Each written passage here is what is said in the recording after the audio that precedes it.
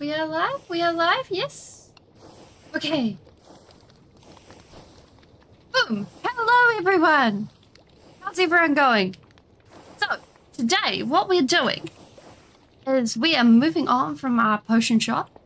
By the way, we now have a boiler going downstairs that we will be able to go and connect this up to all sorts of places around the area. I don't know why we need a fan, but apparently it just doesn't go with anything else. Or without it being powered to anything else. But hey, there you go. That's just how it likes to roll, so we're just going to let it roll like that. And then if we're going to head over this way, we have going to be a future project, Villager Breeder. And that's going to have a little archway going this way and through here. And we'll put a little pathway. And then what we're doing today is tucked up in here and up here. We're doing the other side of this. So that we have the entire top floor all decorated, all designed, all pretty. Also, we have destroyed the chest monster. There is no more chest monster. It is clean. It is tidy. It is in so many toolboxes. Look at all of this. We have toolbox and toolbox. There's everything. It's just all gone. And it's in backpacks. So many backpacks. So, what we need is some of this and some of this. In fact, we could actually just take this with us. And we can go up here and plop this down. And for now, let's just put those back in there. This is the general layout of our walls. They're not going to be all the way up to the ceiling walls. And they're not going to be fully on, like... what's the word? Completely guaranteed this is the area that we're going to be using walls. And we're going to be using a lot of bookshelves. Also, we want the jukebox. This jukebox is a fun. Also, do we have room for this? No, we do not. Which is a pity. Never mind. So, the first order of business is the bookshelves, which I believe ended up in here. And we can get going with the decoration of the bookshelves. So basically, up here is basically reading nooks galore. So we have statues and reading nooks and paintings and all sorts of things like that. And we are just going ahead, and that is the wrong tool. Completely the wrong tool. And I figure if we go ahead and we add a bunch of bookshelves along here, and then some end stone, and then some more bookshelves, that would be good. Boop, boop. And then this side can actually be shallow, so we can peekaboo down. Because we don't want it to be too overbearing, because we're going to be looking up at it. Because if we just like look up and then, oh my goodness, there's books forever, that's not going to look so great. And, oh, it's getting dark. Because one thing that I've found is the fact that this mob trap doesn't work all the time. And sometimes the mobs are like, we will push each other over the mob trap. And that doesn't work so great. It's kind of awkward. Boop. Actually, I believe we have some beds somewhere that we can use as decoration for later. So let's grab those. In fact, we could even slide a bed in, a pair of them in like so. One like that and one like that. Now we've got like this long bench. And we can go ahead and add a jukebox in this corner.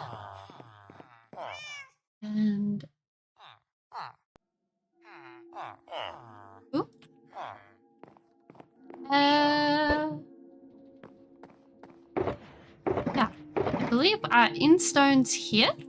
We also have a whole bunch of the end stone all the way over there by our potion store. But I figure we don't need to grab that right now. We can work with what we got. It's good. Boop, boop. She'll be right. And I'm thinking what we'll do is we'll make this bit here just a section of wall. So if we go and grab our stone cutter, which is not here, but it's good to see we've got some carrots. We can add a bell. We will yoink that. Because everything gold, we love it. It's gold and it's shiny and it is nice. I believe we've got... It's in this chest. Because by using things like this and giving it different heights, it makes it so much... Like, it gives it different balances and things like that. And I think that's good.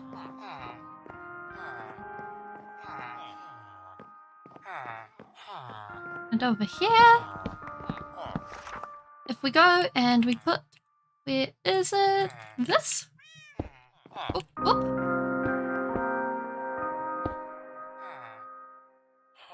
Here we go. Perfect. That's what I get for listening to the Odyssey before I jump in this. Everything's just loud. In fact, we could actually replace the here and here with more books. I think that would look good. That is an X. Boop, boop. Actually, let's go like that instead. And I think that's even better. And so that gives us a little cubby back here to actually put in like shelves and things like that. And I think that'll be good. So I think in here we got some warped wood, right? We lost our warped wood. Did we run out? We might have run out. Okay. Yep. Okay, so we only got 3 pieces left. We'll have to think on that then. This side might just have to be significantly less green than that side. But why don't we start breaking out some armor stands? Now I'm thinking along here we'll get a section of just 3 of them. Is that rain I hear? Oh, I'm not so fond of the rain.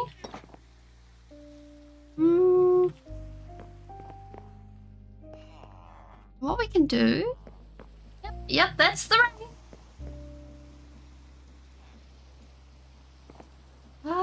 Where did we put it? Where did we put it? I lost it. Actually, we can go ahead and get some barrels going.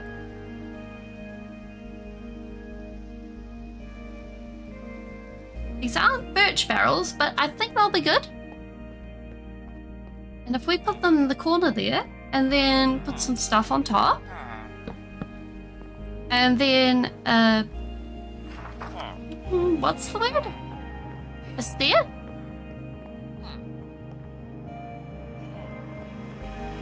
I think that'll be good. Oh no, wait, we need this one. Although we can actually take this with us, and then we have like this superhero ability to access it at any point if it's in our hotbar. Although I'm not particularly good at remembering to actually do that. So fingers crossed we remember. There we go. Perfect. Now, if we go and we grab a lantern and we stick it in the corner, we can knock out this lantern and we won't ever need it again. Bye. Temporary lantern destroyed, number 1. In fact, we can even put it back in the lighting box. That's not the lighting box. Done. And look at that. Corner 1, complete.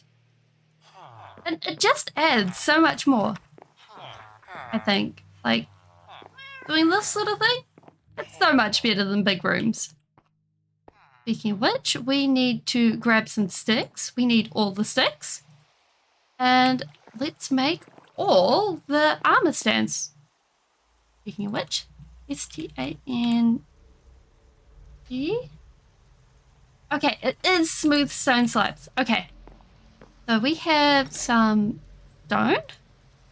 Let's go and make its life miserable by smelting it.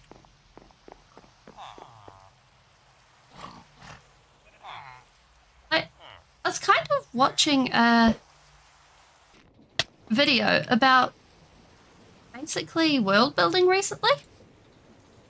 And it was rather interesting because it went into because this was designed for D&D and what people see, like the players, what the DM writes, and then the bits that are in between that are collaborative and the DM would never write. Players didn't expect to be there and didn't intentionally make. And no one really expected to exist. Oh, hey! I didn't think I'd gotten that far. Go figure. And so so in reading it, it's like, well, congratulations. I have something in there. Oh no, it's a lantern, not a hat. So, in that, it's the realization that, congratulations, no one ever really has full control over what's actually happening at the D&D table. Because, while the DM, well, honestly, he'd be a pretty terrible DM if it's just them having full control. Because, I don't know about you, that just sounds like a novel. But even then, within that, an author doesn't have full control over what the audience thinks, how they interpret it, like anything like that. Because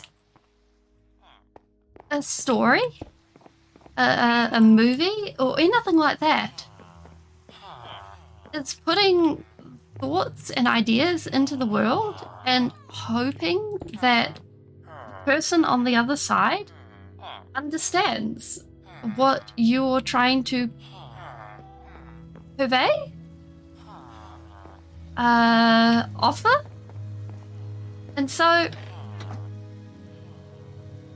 we don't have much gold on us. We'll have to probably make some. Pants. I don't really want to put these armor stands into anything else. Give you an axe. Oh no, we need to give you arms first. And so when that sort of thing happens, I think it's rather interesting because you end up with people busy going and just discovering. Okay, we do the opening of the book. We do the check target. Brilliant.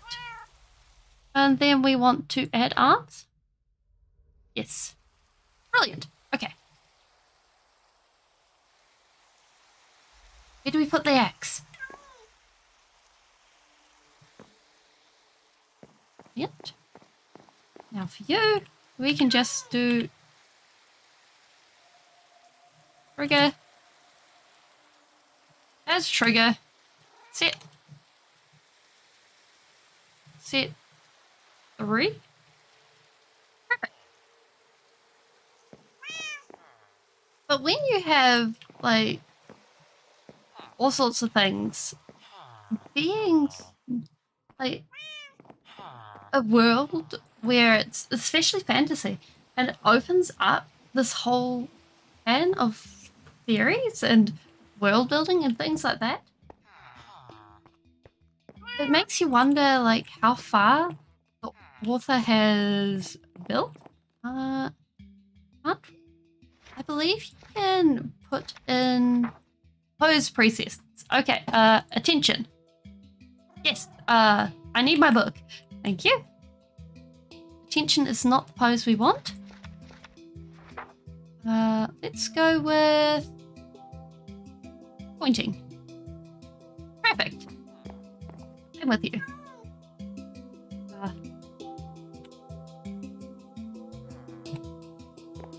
Brilliant. I think I could get behind this whole statues thing. Let's just put that in there. And so when you have like all sorts of things in the fantasy ideas and people go, oh yeah, I have theories about that. And then they come together. I think it's really amazing what people come up with and the theories and ideas and stuff like that. Because the communities and groups, sometimes I get a bit hesitant to use the word communities because on one hand, it assumes the fact that everyone within a community has similar thoughts and ideals, but on the other hand, it's like, I can't really think of a better word. Because it's not an organization, and it's not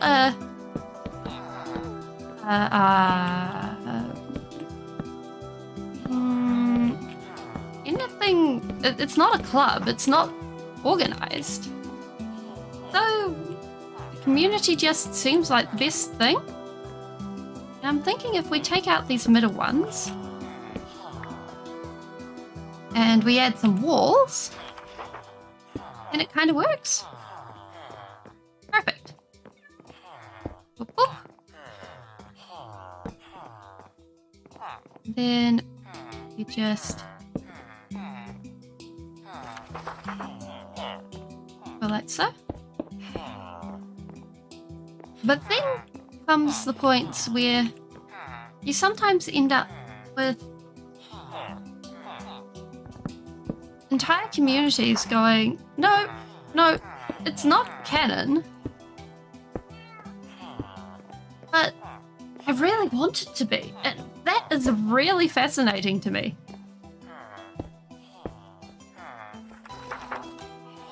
Because when that happens, it's just like, wait, what? How has people gotten to this point? Like, especially when it's older media.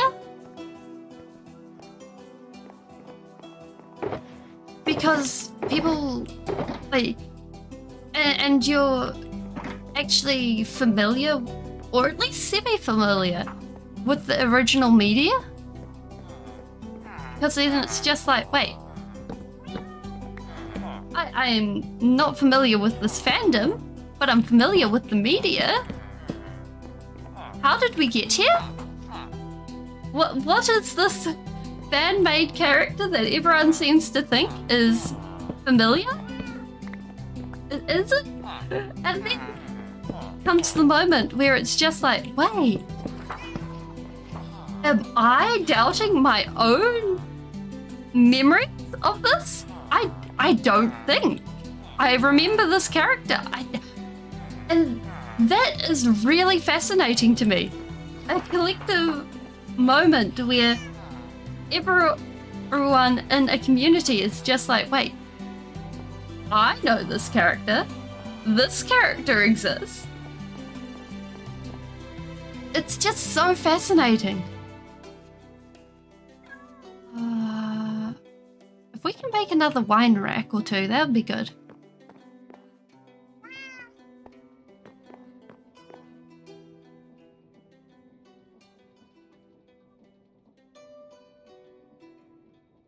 Need some of those. And then some of these. And we slap those together. We should be good. Wait, a cabinet? Oh, let's take a cabinet. What does a cabinet look like? Oh. Ooh. Okay, let's make another cabinet. Don't think we've had a cabinet. And we can swap out a few things.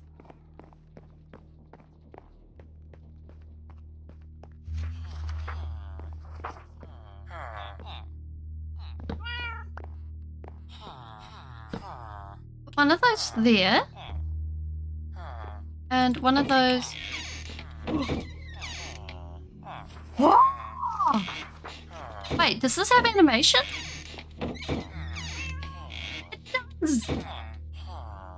Oh, that's cool!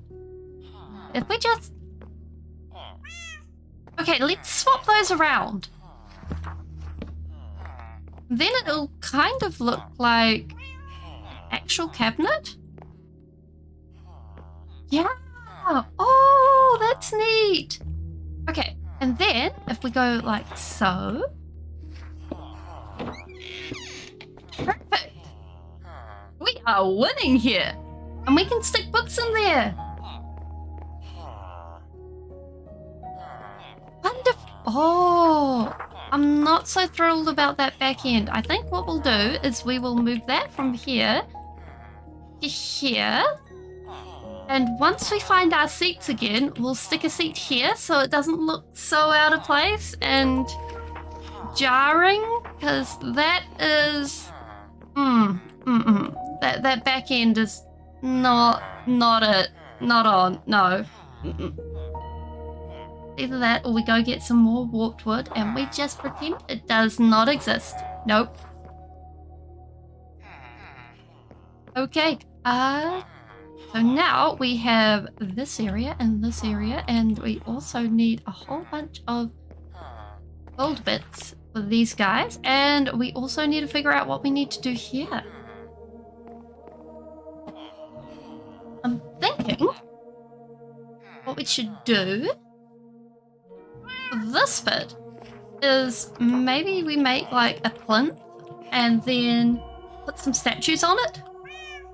Except these ones, instead of being gold, we make them out of iron. Which will sort of have like a researchy look to it. We just knock that out. And we have... Oop. It's one of the things that in the library where I grew up, we had statues that were like that. And it was really cool. They were donated. And it was really cool to see... Oh, no, we want that.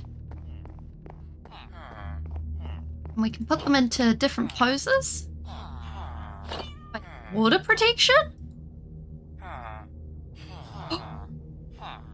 Oh no, wait! We have a thing for this, right? Okay. So we just need 2 sets of pants, booties, and a helmet, right? And that should do the trick. Yeah. And if we get a shield, dye it grey, and an axe, and maybe a sword, I think that'll be good. Because that should cover pretty much everyone. Lucky for us, we have axe, the sword, ready.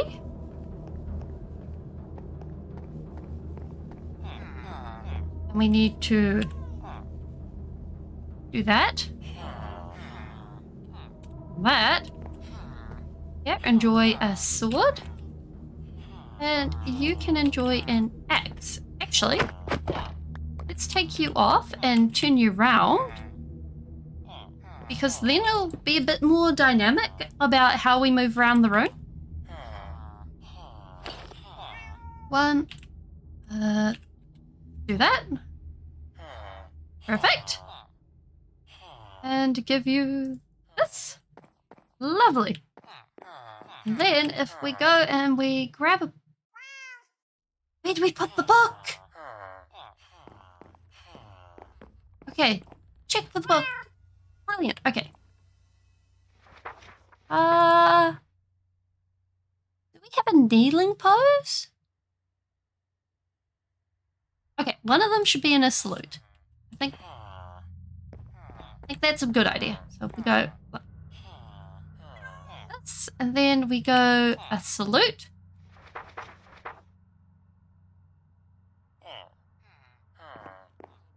Good pose. And then the next, this guy. Maybe a blocking pose? Yeah, because that'll have a shield and that'll be good.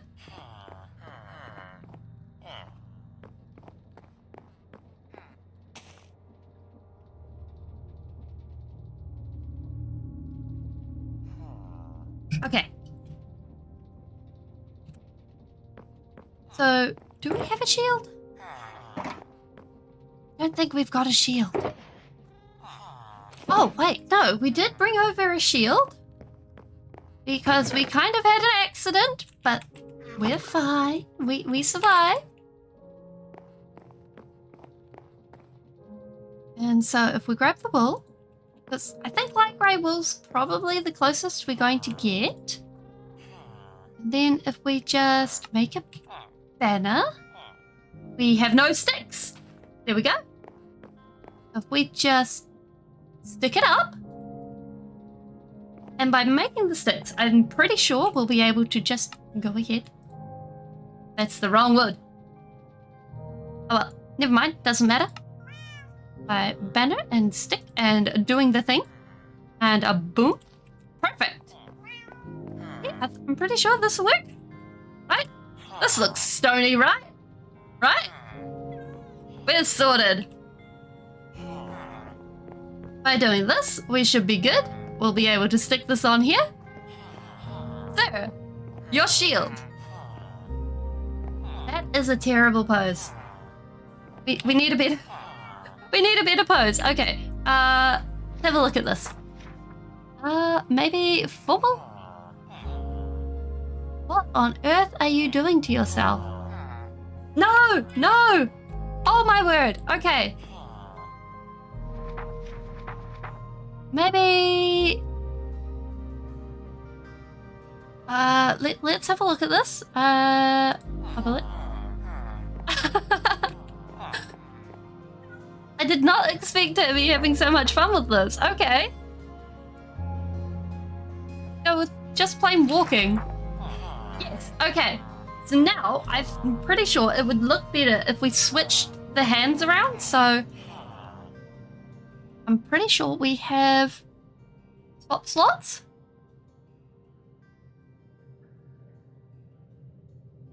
Main hand, off hand? Okay. We just had that. Swap slots. Aha! There we go. Perfect. Okay, so now what we need are some pants, a booties, and a helmet. And then I think we're sorted for this guy. Oop.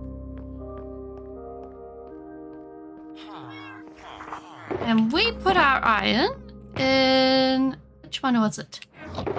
No, that's the TNT. Ah, there we go. Perfect. We may need to smelt some.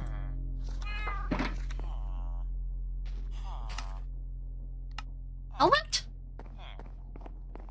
Because I kind of think with the whole going and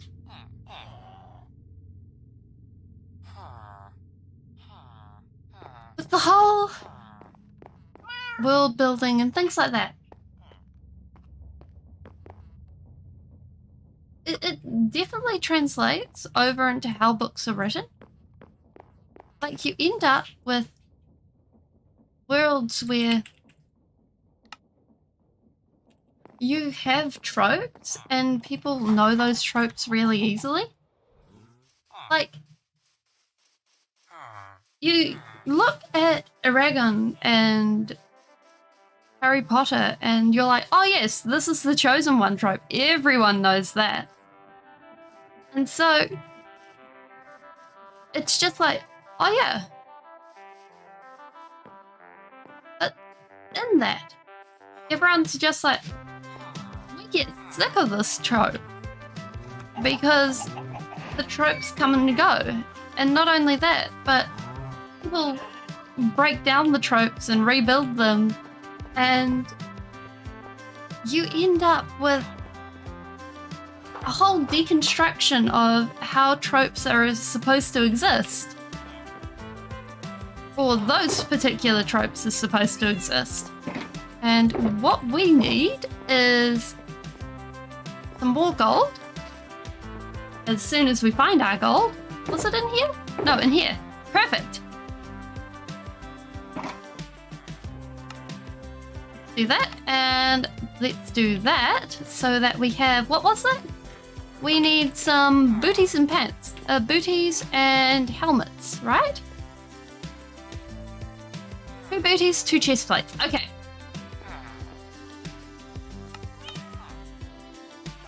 One and a 2. And 1, 2. Perfect. So, in that, you can end up with just having a mess of confusion when you end up reading really derivative stories, I think. And I think the same is true for any media. Like, oh yes, congratulations. 100 days videos, 100 days videos parodies, 100 days videos parodies of parodies of parodies. Like, it's things like that that are a real kind of sadness, I think. And while things get built on each other a lot, I'm not entirely sure whether it's worth it sometimes. Oh no. Oh, we're okay. Oh, for a moment there I thought we'd squashed our gold, but no, this gold had been lying there for a long time. It's fine. Because we didn't even see gold to be squashed. Oh, we're safe, we're fine. It's okay. Oh.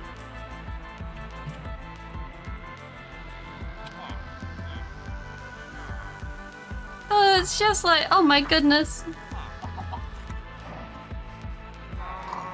Do-do. Let's go and get some people some armor. What did we need? We needed 1 pair of booties, 2 pairs of pants, and I think a helmet? Let's start with the booties and pants. Are those? What are those?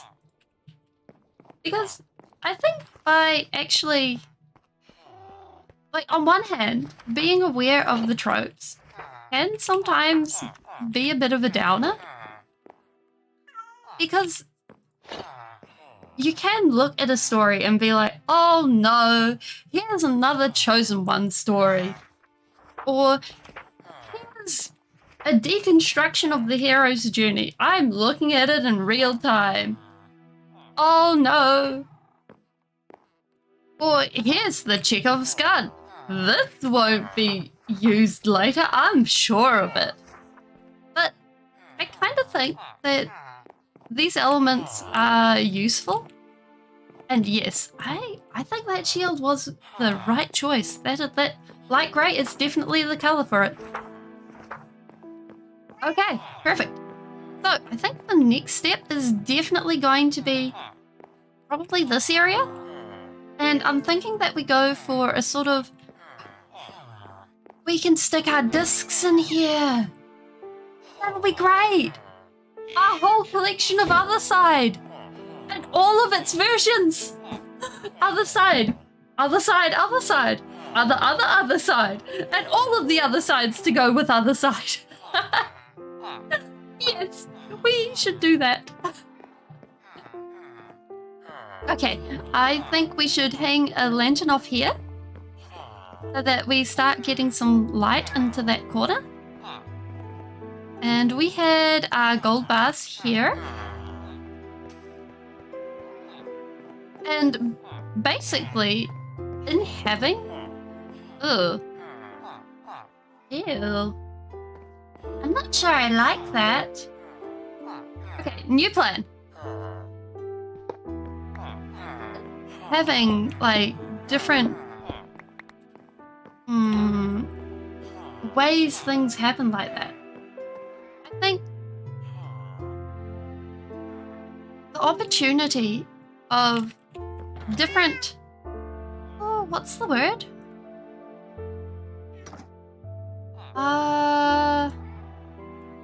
Stories, and even though you're aware of the tropes, it means that you can still have a good story time.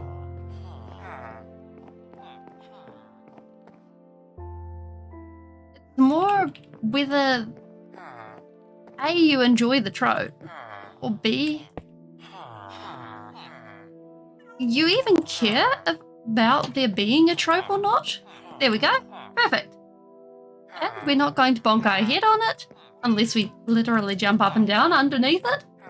So that's fine. We can remove that. And we shouldn't have any lighting issues. We're still going to end up with lighting issues in here. So maybe we should go ahead and add some shelves, some cupboards and things like that. The ability to actually acknowledge that there is a trope and it's still a good story and the trope isn't necessarily that bad is, or not detrimental to the story as a whole, isn't necessarily a bad thing. Now what we need is a snooze. Just in case the zombies decide to push each other over the mob gate.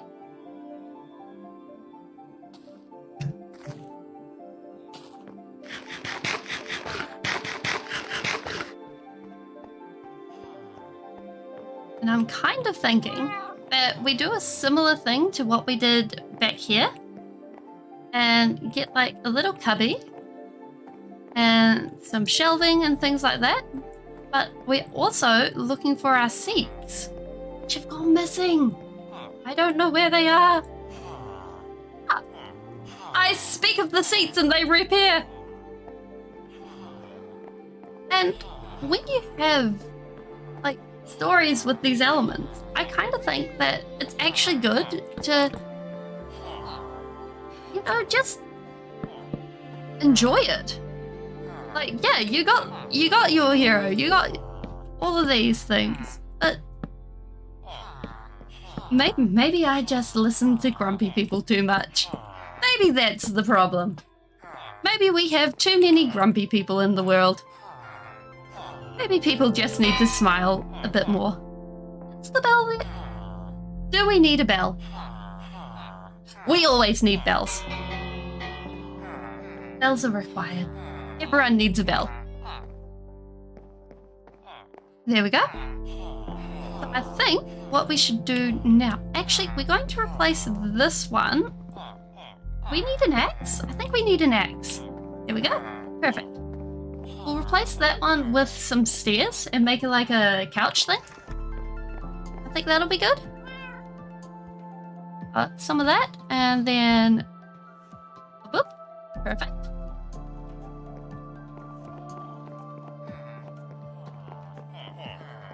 And also, like,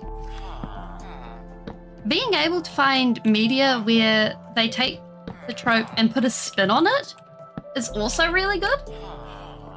Like, Percy Jackson I think, does a good spin on the Chosen One trope.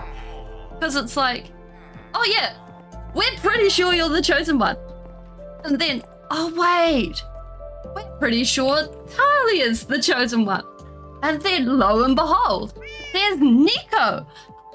Oh, now there's 3 of them. And then Talia's just like, no, I don't want to be the Chosen One. Bye.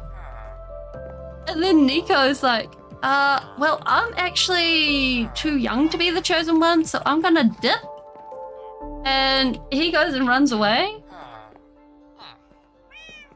And so things like that, I think, are really good. When they take a known trope and just spin on it. Because then people are like, yes, we know what we're getting in for. We know the setup. And it comes down to what kind of beats people are expecting. Because that can be an important part of storytelling. Of, yes, this is a fantasy world. Or, for example, yes, this is a fantasy world. We're expecting dragons. We're expecting unicorns. We're expecting danger around every corner. But no, we actually get airships and stars falling from the sky and a little village across the wall where everything is normal. Also witches. And it's stuff like that that I think is brilliant and creative and beautiful. And I don't think we get enough of, because a lot of people and a lot of publishers, both in the movie industry and otherwise, seem to tend towards going for the safe option, and it's kind of sad, I think. And we need warped trapdoors. I forgot that we only had 2 pieces of warped wood left. This is very sad. Oh, maybe we have some warped wood? Please tell me we have some warped wood in the other miscellaneous box. We have completely run out. Never mind. We will just have to cry ourselves to sleep over that at a later date. And maybe organize getting some. When you basically have a very homogenous reading or watching or anything like that system, it gives you a very limited worldview, I think. And yes, I have been guilty of that at points. Because, yeah, having the hero always save the day, nothing required, everyone wins. And it's the wrong tool, because what we need is a pure gold one there, I think. Because when the hero always wins and everything's always happy, yeah, that's really good comfort food for the soul. Or the brain, or whichever part of you it really tickles. Don't really think that it's always good. Because it sort of leads to the point where it's just like, yeah, that's the way it's gonna be, right? That's the way it's gonna be. So it's just like, well, what if it's not? What if we need to acknowledge the fact that there are ups and downs? There is that sort of thing where it's just like, well, sometimes yes, but no.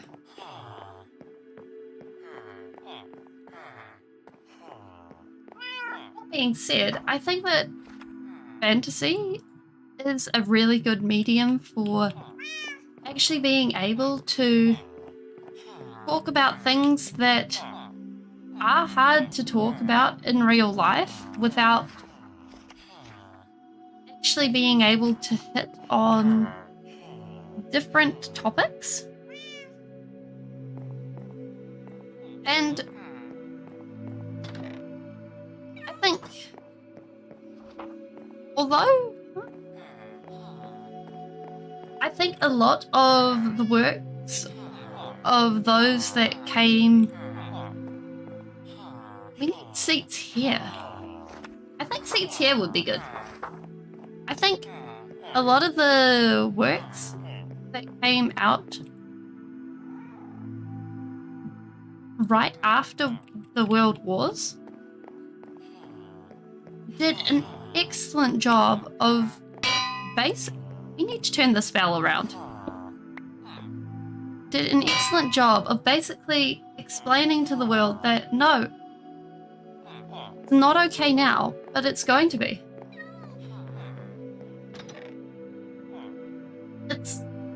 We went through something absolutely horrible.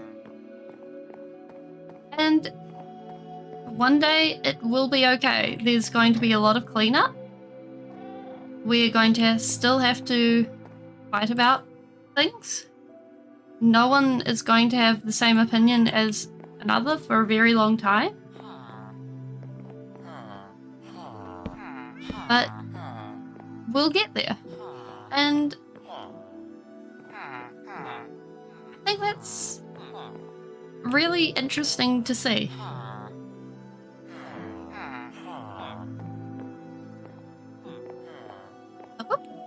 Okay. I think that's a good generalized thing so far. We still need to give this guy some clothes, so let's just give him some arms. And then we're going to need a full set of armor. So how much gold do we have? Okay, we've got enough. I'm pretty sure we've got enough. 1, 2, 3, 4. Okay. Perfect.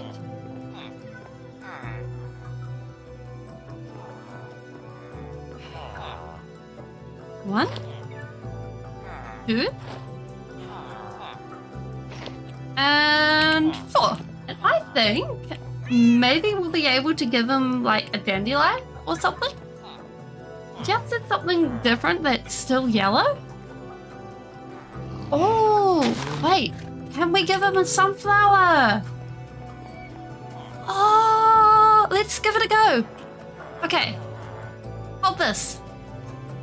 Oh, yes. Okay. Can we get you to salute? Okay. Check tap. Oh, I'll give you that. Okay, perfect. And salute, salute, salute. Where is it? There it is. Perfect. That is not quite what we want.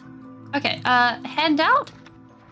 We have a handout. Pointing. Perfect. Oh, that's lovely. There we go. We have some cupboards, and I think if we put a portrait type thing here, that'll be good. So if we go and we put a block here and a block here, that should block it all off.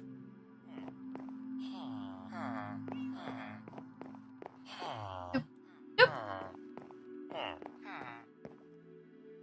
Where did we put the paintings? We put the paintings somewhere funny. Okay, here we go.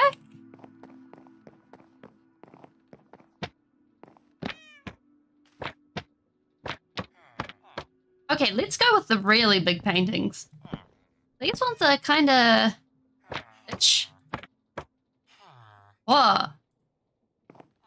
Wait a minute. I think we might have to go with something like one on one side and one on the other.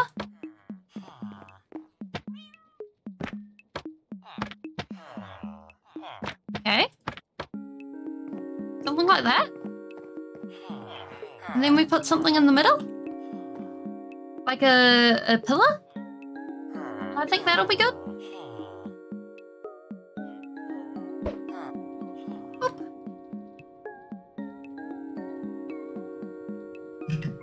Okay. Because if we go with a sort of... We can can just put an in-stone pillar going straight up and it won't really interfere with anything. Like, just as a decoration. And it should be good. We'll just need to... Wait, do we have any of this? We do not. Okay. Oh, we brought the toolbox all the way up to the top. Oh dear. Okay. Some of this. Boop. Boop. Perfect. And now we can return everything and everything is good. Everything is back to normal. And I hereby declare this room complete. Not complete. We forgot a bit. We forgot this little bit here. It's not done. Okay. So what we need to do, I'm thinking that we go for a mostly in-stone wall. And we remove this. And we go boop, boop. And we go up. Because what this is doing is it's a site divider rather than anything actually functional. Sort of for privacy. And now what we need is our purple boxes, which hold Viridium. And we grab some of this. And we slap that in the middle. And it just adds a little bit of just flavor, really. And we could add some bookshelves over here. As soon as we find the bookshelves again, we put them somewhere funny again.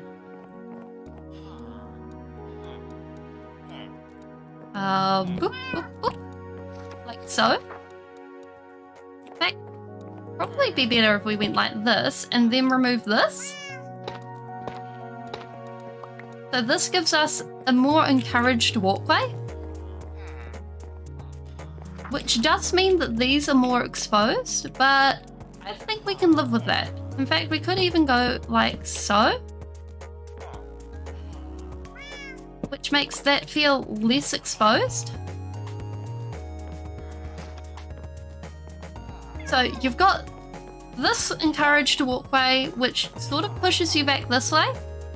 And then this walkway, which encourages you to sweep around this way. Which is kind of how you want to have that sort of flowing feeling with your walkways in this kind of area. Because you don't want this sort of linear lines of hard and fast movement. And we should sneak a seat just in there. Just for a little bit of sitting. Perfect. I hereby declare this area complete. Isn't that right, the Jones? Wait, can we just nudge you onto here? Jones. Jones. Wait, where did the... No, Jones. Jones. Oh, wait, no. The Jones, we shall get you a bed. You shall enjoy the bed. In fact, we even have a bed here. There we go, the Jones. Go on, you stay there. There we go. Jones even has his own cat bed. Perfect. So now, everything is organized. We can remove these and this. Everything's looking good and tidy. Because that is the name of the game. Hopefully, we don't get overwhelmed again by shulkers and spend like 5 hours tidying shulkers. With insanity! Total, utter insanity! This one we need to put like here. And then this one goes back over here. Now, I figure we work in this area. This one is basically a pretty box and can be removed. Where'd it go? There we go. Perfect. That's our tools. And that's our explosives. We need neither of these today. And basically, For the understairs, I'm thinking what we do is we make a big, long, curving brace. So what happens is that everything just sort of smooths up, lines up, things are good, life is good. As soon as we find our endstone. And we use raw endstone for the basics of it. So if we find where the curve is, and we acknowledge in full that this is not going to be the perfectest of curves, because that's just how this is. And we remove these, because otherwise we are going to bury them, and it's not going to be great.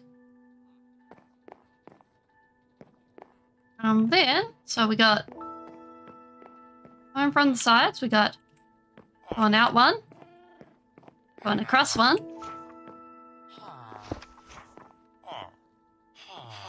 There, right? Yes. And then there. And there. Perfect. And that should become a wall.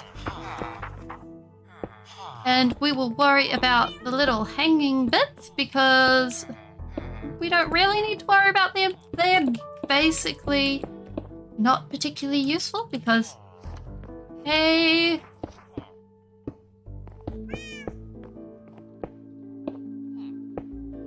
okay, there we go. Perfect. Brilliant. And then what we can do is we can fill in those bits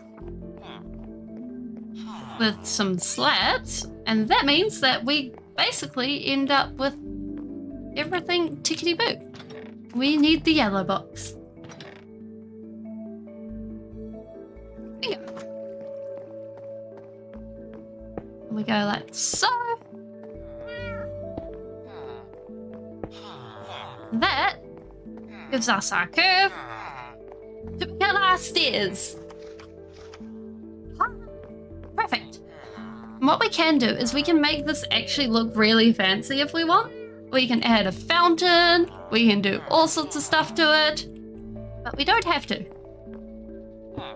And in fact, I'm kind of thinking that if we go with just some lines, and so that we're bringing in the viridium or the copper, and just have it chill, so it's not overwhelming. Because most of this room is actually fairly chill. Now we have our copper and our viridium in here, so we'll actually be able to see how the copper looks.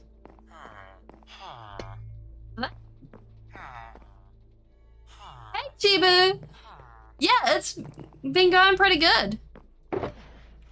We got the upper stairs all done. It looks like this. We got one side, we got the other side. It's all decorated. And then last stream, we went and did the potions house. Yeah. And this is what it looks like from the outside, and this is what it looks like on the inside. And you should be able to hear a boiler going on, which is not hooked up to anything yet, but hopefully we'll be able to start. I did the potions thing in one stream, and then I did the boiler off stream because I wasn't entirely confident that I'd be able to actually make it look good, but it did not go well at all. I ended up having to phone a friend. And I was just like, Shade, help me! Help me so much! This isn't working! And he was just like, Spearling, why? Why do you do that? And I was like, well...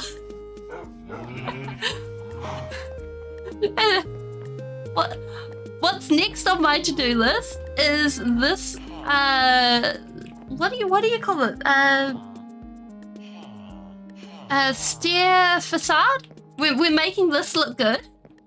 And then I'm thinking that we go ahead and give the villagers somewhere to sit. Because right now they're just hanging out in minecarts and looking awkward. See, we can push them around. But other than that, they're just being awkward. So, oh, also, I spent like 5 hours tidying the shulker monster after one of my streams and on my day off. Oh, so this is a mob door. Basically, the mobs see the fact that there is a drop that will kill them or at least injure them. And so they don't walk on this. Well, it's not 100% effective. So zombies can push one another on there.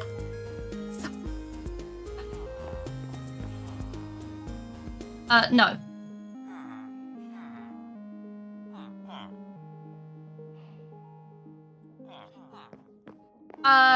When they push themselves on there,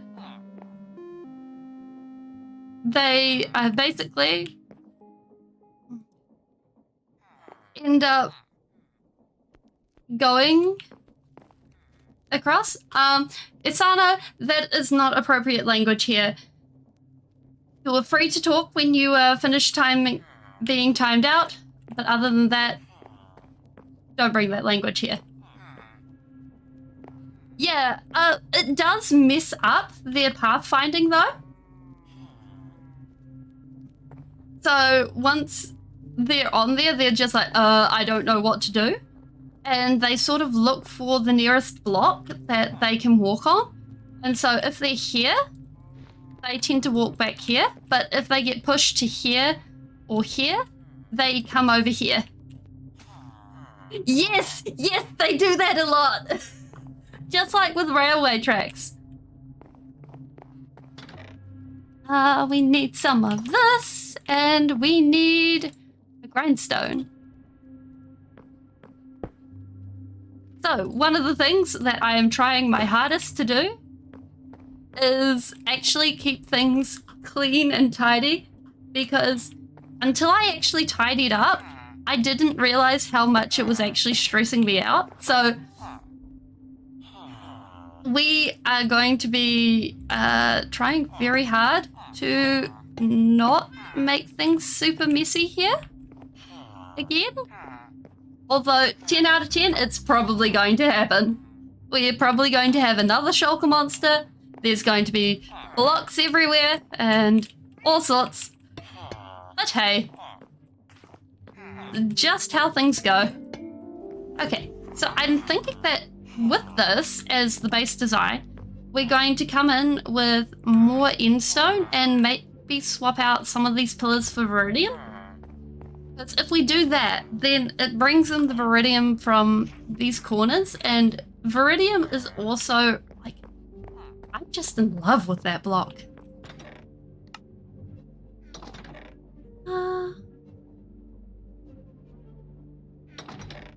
We need the Viridium. Oh, this is Viridium. It's one of the create blocks, and I really like it. It's just, I can't get enough of it. I wish they had this in the real game, because just look at this. This is such a nice green. I'm not usually one for green, but look at it.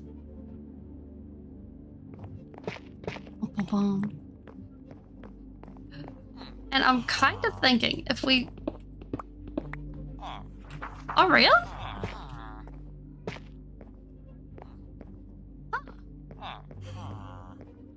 I would have... Maybe it's my monitor then.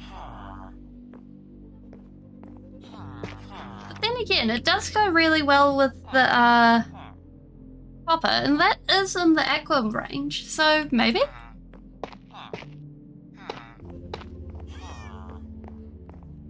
And basically, that's the general vibe I want to go with. Just replacing some of these like so. But it's the question of whether this looks better or this looks better.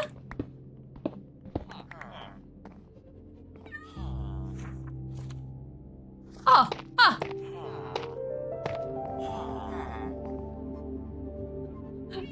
Go figure. Yeah, eyes are really weird like that. Like, I have to wear tinted glasses on the regular, so when I take them off and switch out for the glasses I use for this avatar, because otherwise I can't blink, I have to readjust to all the colors, and it's just like, why does everything look weird?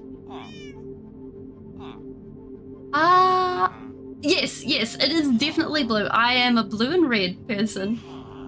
I'm kind of thinking that we go for the stripy one, because it's more toned down.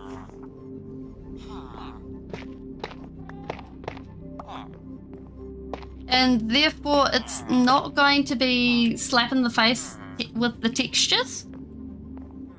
Because we've already got the squares and the cobblestone look. Oh yeah. Yeah, like black and white along with red and blue is just mint. That's one of the main reasons why I ended up with this color scheme.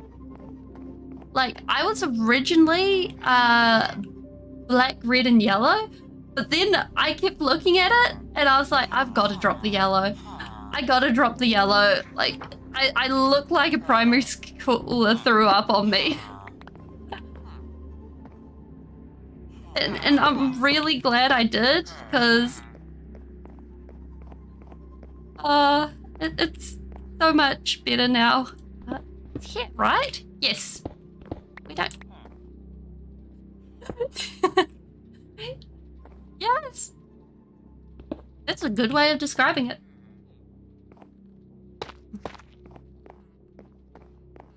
Like, I can see that. Is that right? Yes. Okay. I'm kind of thinking we'd leave it there with the Viridian, because that's probably a good balance between the two. And I think the next thing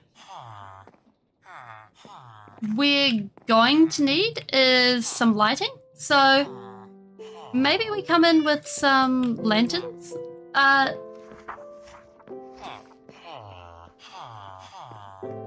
Yeah. Oh yeah. Fixing that. Right. Good point. Thank you for pointing that out. One of these. So there's not much you can really do about that unless you find a mod that lets you put slabs of different kinds together. So the only real thing you can do is like that. Which is like, like it's okay. I kind of regret every time I build with slabs, honestly. Oh, yeah, that's probably a good idea. Oops. And even better, let's actually put this in the right place.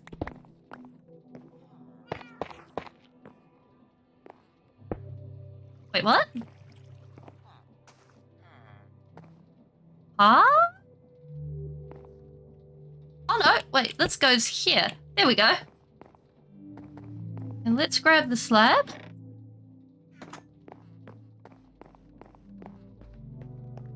Then fix that. There we go. That's better. Yes! Like, when I built these stairs originally, the stairwell and everything, I was like, yes, I've measured it, I've measured everything, everything's fine. And then when I put in the chandelier after doing the ceiling, the chandelier was one block off. And I was like, oh no! Because that meant that the stairwell was one block off. And I was like, no. And so I double measured, and it turned out, yes, the whole stairs, the stairwell and everything was one block off.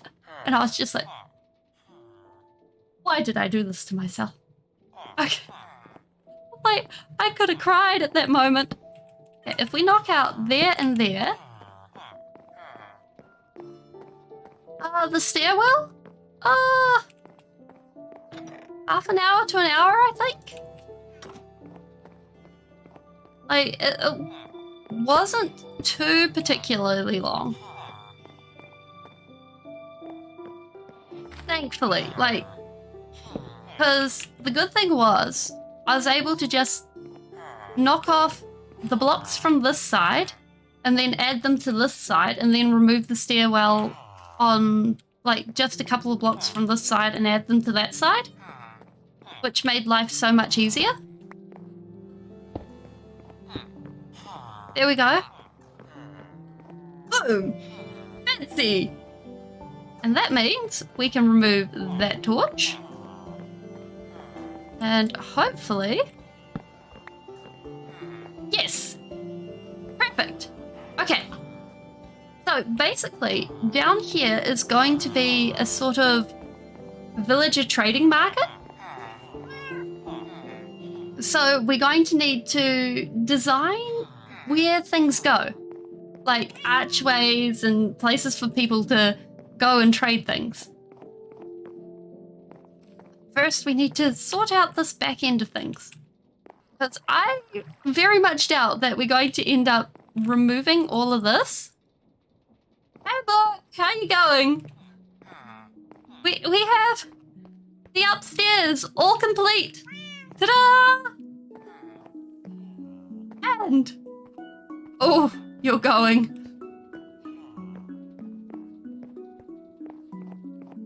Okay. Yeah. I'm thinking we cover in the other side of these with a sort of... Is that going to... If we just go ahead and we put a torch in there just in case we end up with mobs, because we do not want mobs spawning in our structures. That is just bad times all around. And I can see that happening. Because I figure if we go ahead... Yeah, I'm working on basically a video, movie, weird thing essay. I'm not sure what to describe it as. It's a long-term thing. And I don't have a timeline for it. But basically, I kind of want to talk about the history of movie interpretations of Cinderella. And basically the histories of how Cinderella has existed in the world. Because do you know that Cinderella, like the general themings of Cinderella and stuff, have existed since Egypt, like ancient Egypt, because there was a slave girl named Rodhyptus. I'm going to have to check the pronunciation on that. Yeah.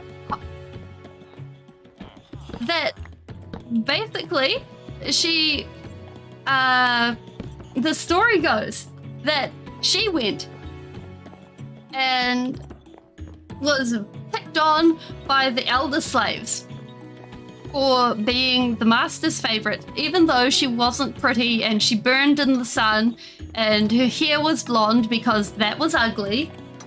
And everyone was like, what the hell? Why does the master like you? But she was kind and she was patient, and what we need is some... We do not want strip wood here. We want something that's going to contrast. Let's get some viridium. And basically, she went and when she was washing at the night, washing clothing and stuff at the Nile, a river spirit was like, hey, you know what? I will grant you your wishes, and because you are an honest and hardworking person. And in exchange,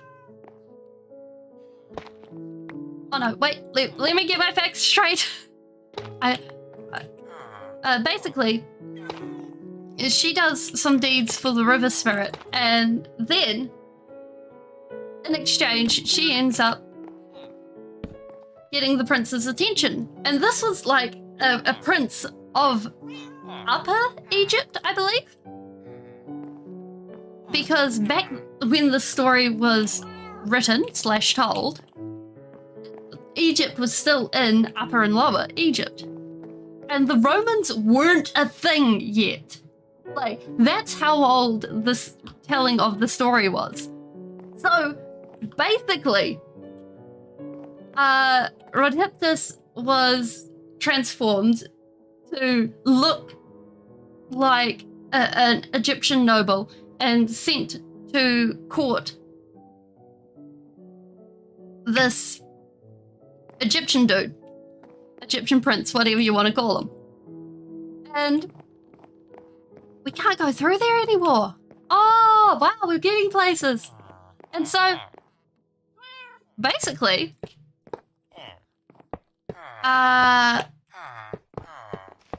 what happened was the prince, she also wore sandals made out of, was it spun silver or spun gold? It was one or the other. I don't remember which one. Yeah, like it is a super old tale. You can easily find it on Wikipedia, and then you can also look up different, you can actually look up more traces of it in other places. But yeah, like it is confirmation that it isn't just like a internet joke. Like that's usually how my deep dives start off. It's how does this happen? And so, like, just a random Google search. Oh, what do you know? It exists on the internet. And then if we just grab you as our next one. Wait, what do you do? Oh, you're our mending guy. We like you. You can come sit behind our stairs. And so, yeah, with her silver sandals. Yeah, silver or golden. It was something like that. They were sandals that were woven. And then I can't remember if like they were sandals that she were already wearing. And they transformed from straw. Or was it? No, it wasn't straw. It was something of the equivalent to basically being the El Cheapo straw sandals. To silver? Or gold or whatever it was. But when it came to the posh thing, they were transformed, and so she was the lady there. She was the posh one. And everyone was like, what? Wow, who is this? Who is this person? And so everyone was just like, we must know. And so she ran away. She went back to being a slave. And then everyone was like, wow, this Rhodiptus lady. Except they didn't know her name. Now, I think it's these ones that stand up. Oh, it's not these ones that stand up. I keep forgetting that these don't stand up. They're just flat, no matter what you do with them. It's really disappointing. They look so pretty. And yeah, she ended up with a happy ever after. And it's also really interesting because a lot of the stories or variations on this, they would look really so much better if they were vertical. And a lot of the variations on the stories reflect the time zones that had stuff going on. Like, oh yeah, you're dealing with a lot of war and strife and stuff going on. Congratulations, it has stuff about not trusting strangers. Oh, you have stuff where there is actual peace treaties and stuff. Congratulations. Then Cinderella gets a happy ending and peace treaties are signed, basically. And it's very interesting seeing how real life reflects, basically.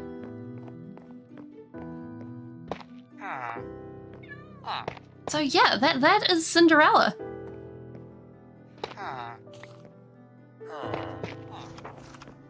And personally speaking, I think Disney did Cinderella dirty.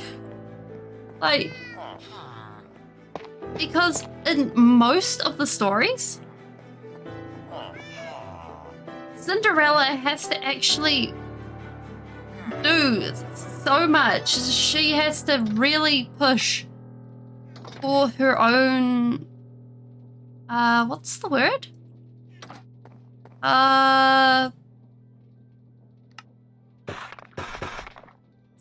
She saves herself, basically. And we made that one block too long. There we go, perfect. So it does actually make it, you know, roundabout of, yeah, she, exactly.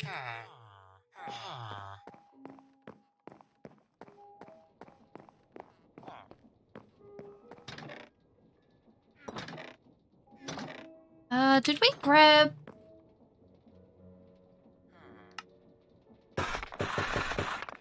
But also in a lot of the different things, when it's the fairy godmother. The fairy godmother doesn't just show up out of nowhere. The fairy godmother tests Cinderella. And it's like, are you kind to a random person? Do you show kindness to strangers? Are you going to help this random person that's just showed up and has nothing to give you? And Cinderella is just like, yeah, I'll help you. I've got nothing to give you, but I will do my darndest to help you. And whether it's an ugly old hag, which is sometimes used, or something like that, it's pretty cool, I think. Okay, so I think this is starting to give us the basis of what I think we need. And from here we can start to sort of decorate. Because what I think we should do, because lighting is actually going to be a big thing that may become a problem.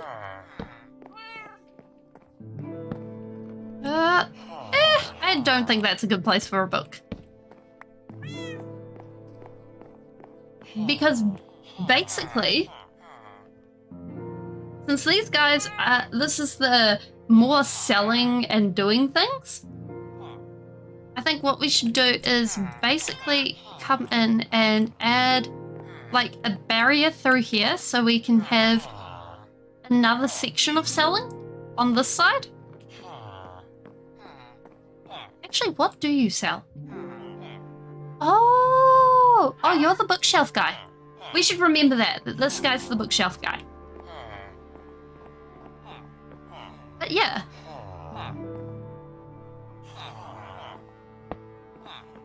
A one there, a one there.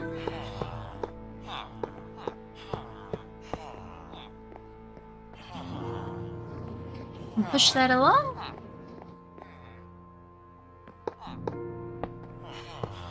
Perfect.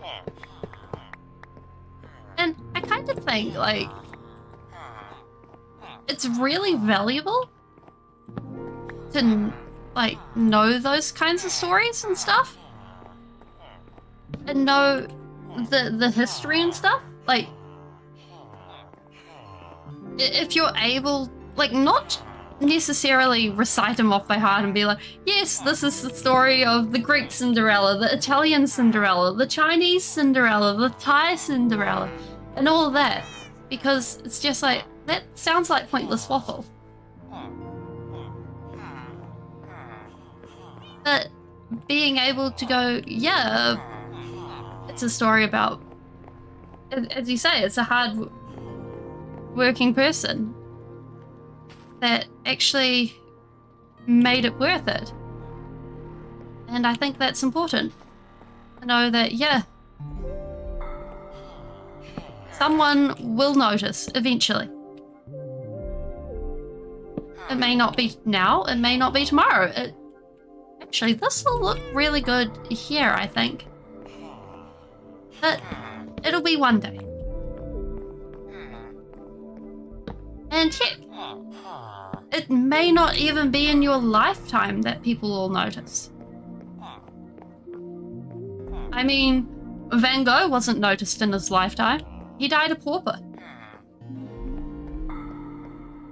But his works are now, well, they are very, very well liked and looked after and everything else. And we need a barrier sort of along here. If we just use end stone for now and we place this sort of like so, I think that'll be good.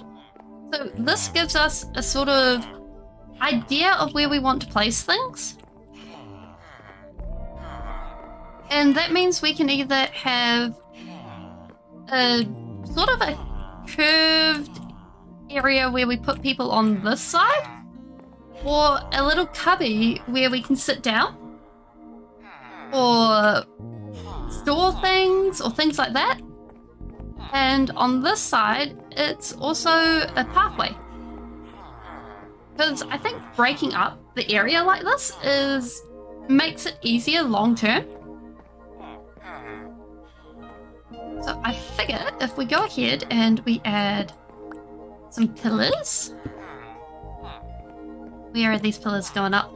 Out there? Boop, boop. There we go.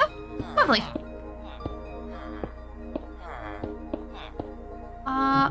Also, for those of you that don't know, I have a Discord. The link is in the description. It has a thing that tells you the stream times of when I'm streaming in your time zone. Because I know the time zone I post things in is a little bit wibbly wobbly and isn't the greatest for people. So there you go. Enjoy.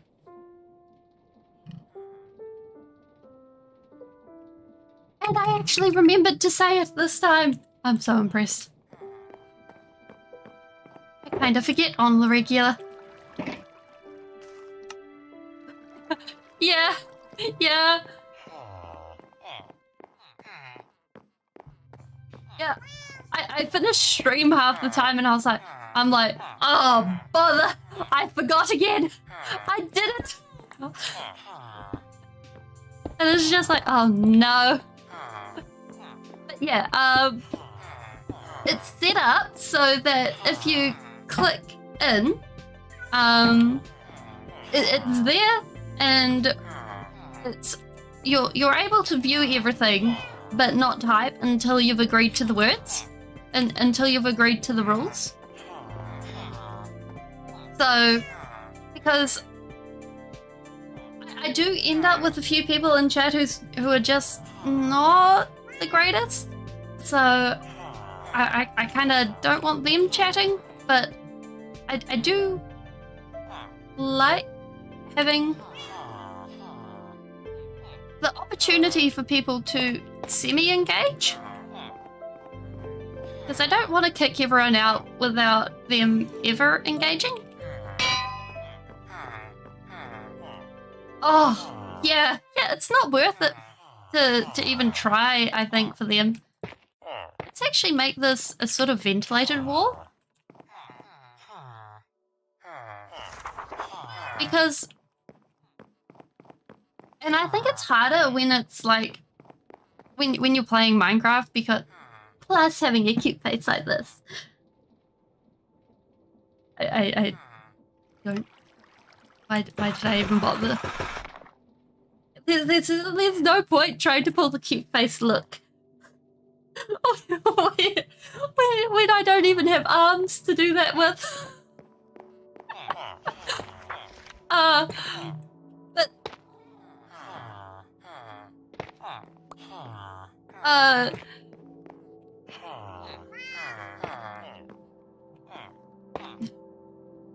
Thanks. There we go. Doing something like that means that you can sort of see through. It doesn't feel as solid. And we can even swap out one of these with some books.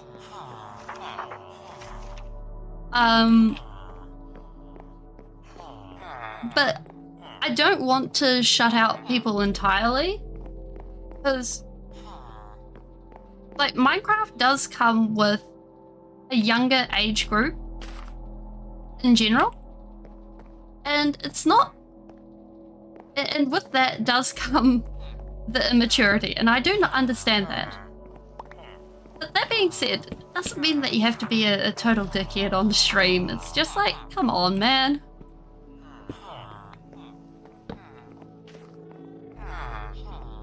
There we go. I think that's pretty good for, because with this being the more professional area, I don't think we need that.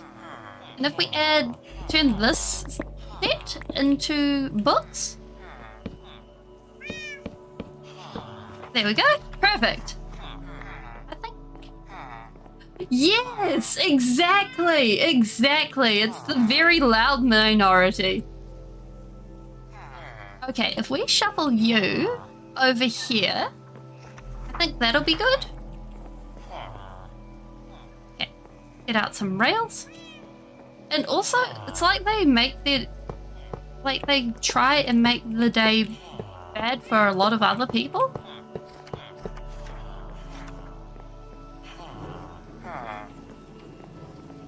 And it's something, like, I think it's something some people just don't realize, is that, or you start to learn that you can either ban them or just sigh and move on with the day. But if you sigh and move on with the day, it's like adding fuel to the fire, and then you're like, yeah, that is true. It's like, I play D&D, and it's definitely harder when you're having a bad day to just show up at the table and be like, yes, I'm fine, I'm a great team player, aren't I? Let me just really wait my turn and be the best person ever. I'm amazing. But that doesn't always end up the case, because we're all human. And that's not what ends up happening all the time. Sometimes you end up just picking fights for what seems like the hell of it and frustrating the DM, and the DM's just like, feeling, why? Why did you do that? I'm like, it seemed like a good idea at the time. I'm sorry that we ended up TPKing. Okay. There we go. Yeah. Yeah, exactly. Okay. I think that's sort of giving us the flow that we need. And just having these guys spread out and flowing and looking good will get you your own little area. Your own little arch nook.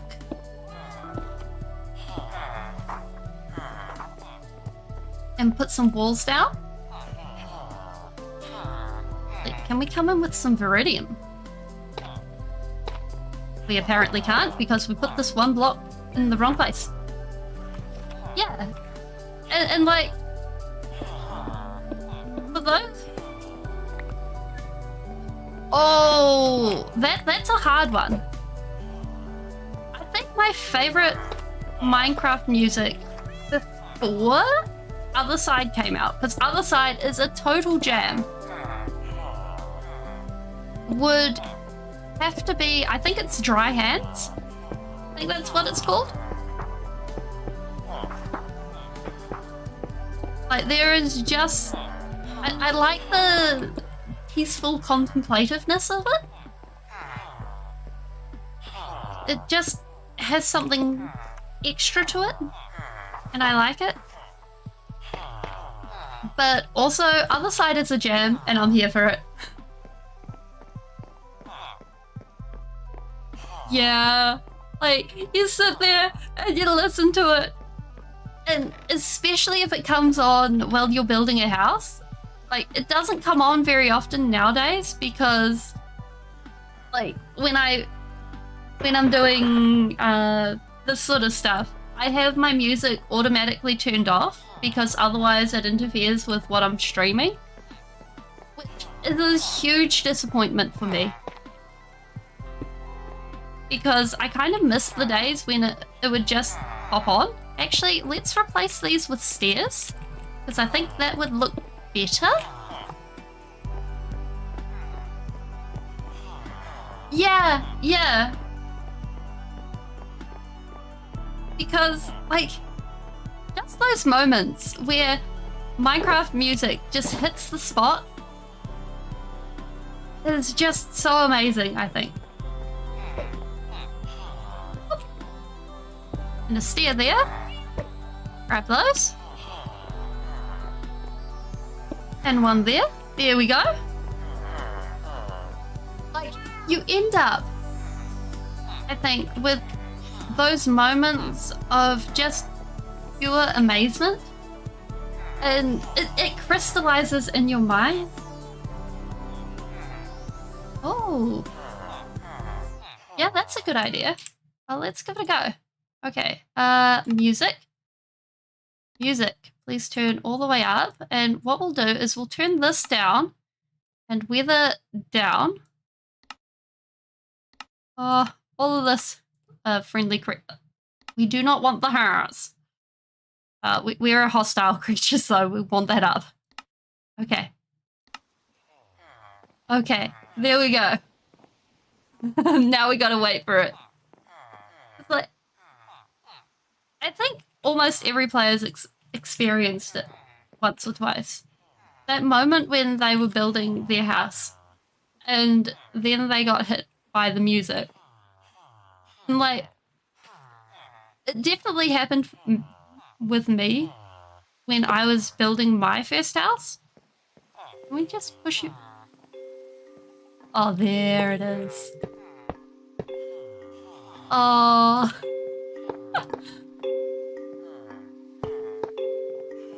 Oh.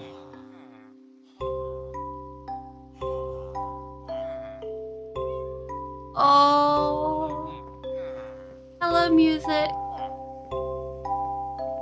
That was shorter than I expected.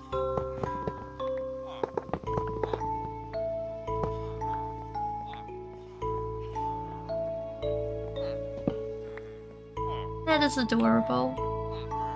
Actually, can we nudge you this way?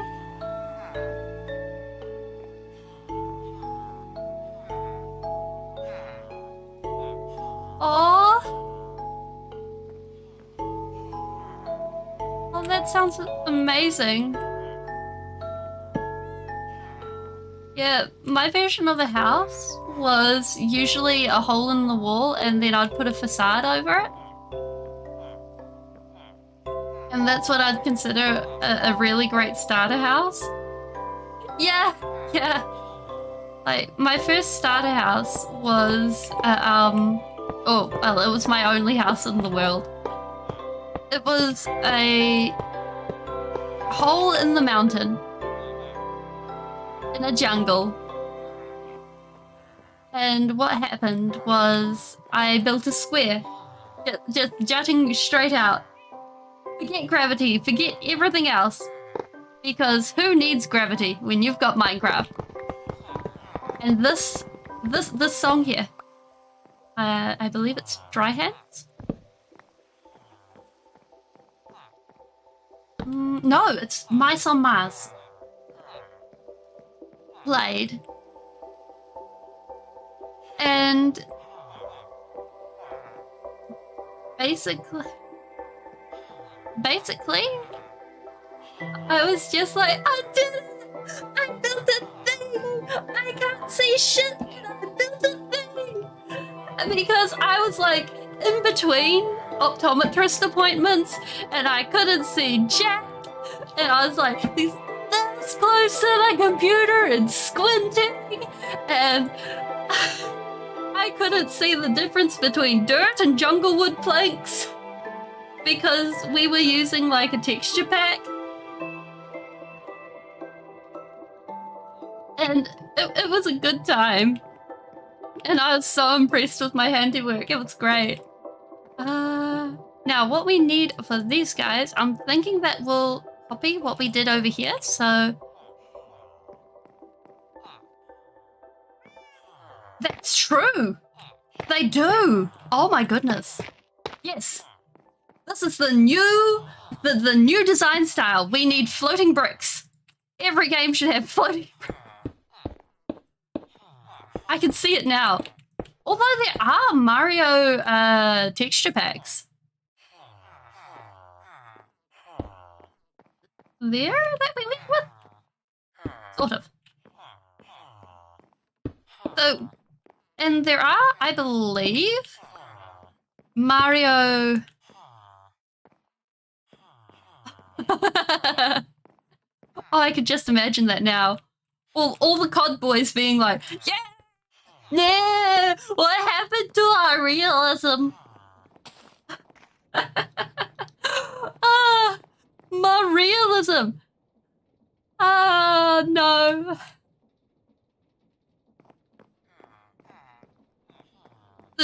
There would be riots in the streets. And right up until I think COD, until COD sold out everywhere. And then they'd be like, yeah, our realism. What did we do? Oh, I see what we did different.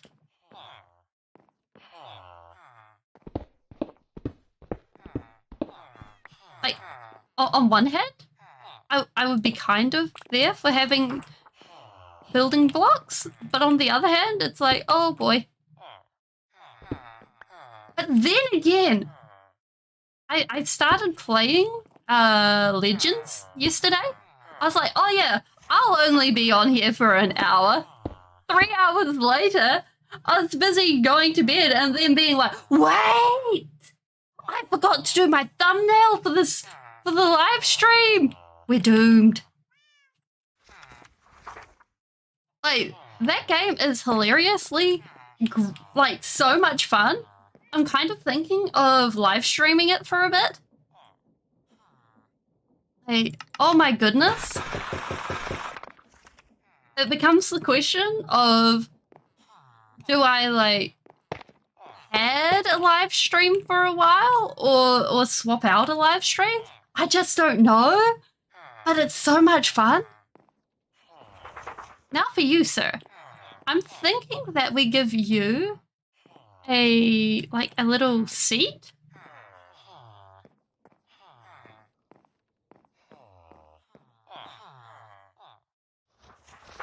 Oh, real? Oh, that sucks. Do you not share achievements or something? Like, what happened with the co-op? Like, I've only played it single player so far.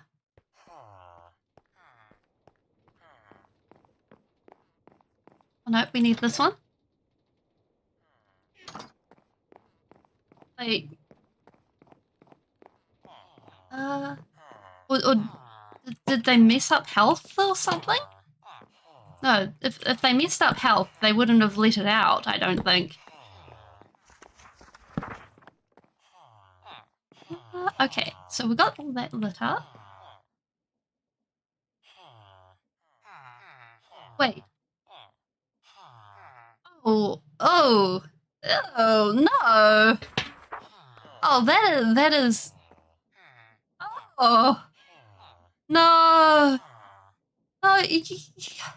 That has got to be a bug. That has got to be a bug. There is no way that can't be a bug. That just, like, I just see that breaking the game.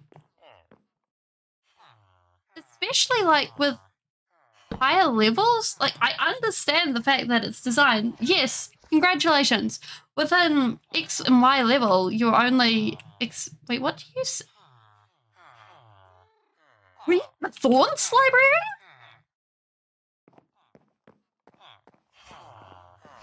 Yeah, that's true. Okay, we need emeralds. And let's grab some more books. So we'll pack all of this away for now. Because if you're sending a whole bunch of creepers into charge, then that's just not going to go well.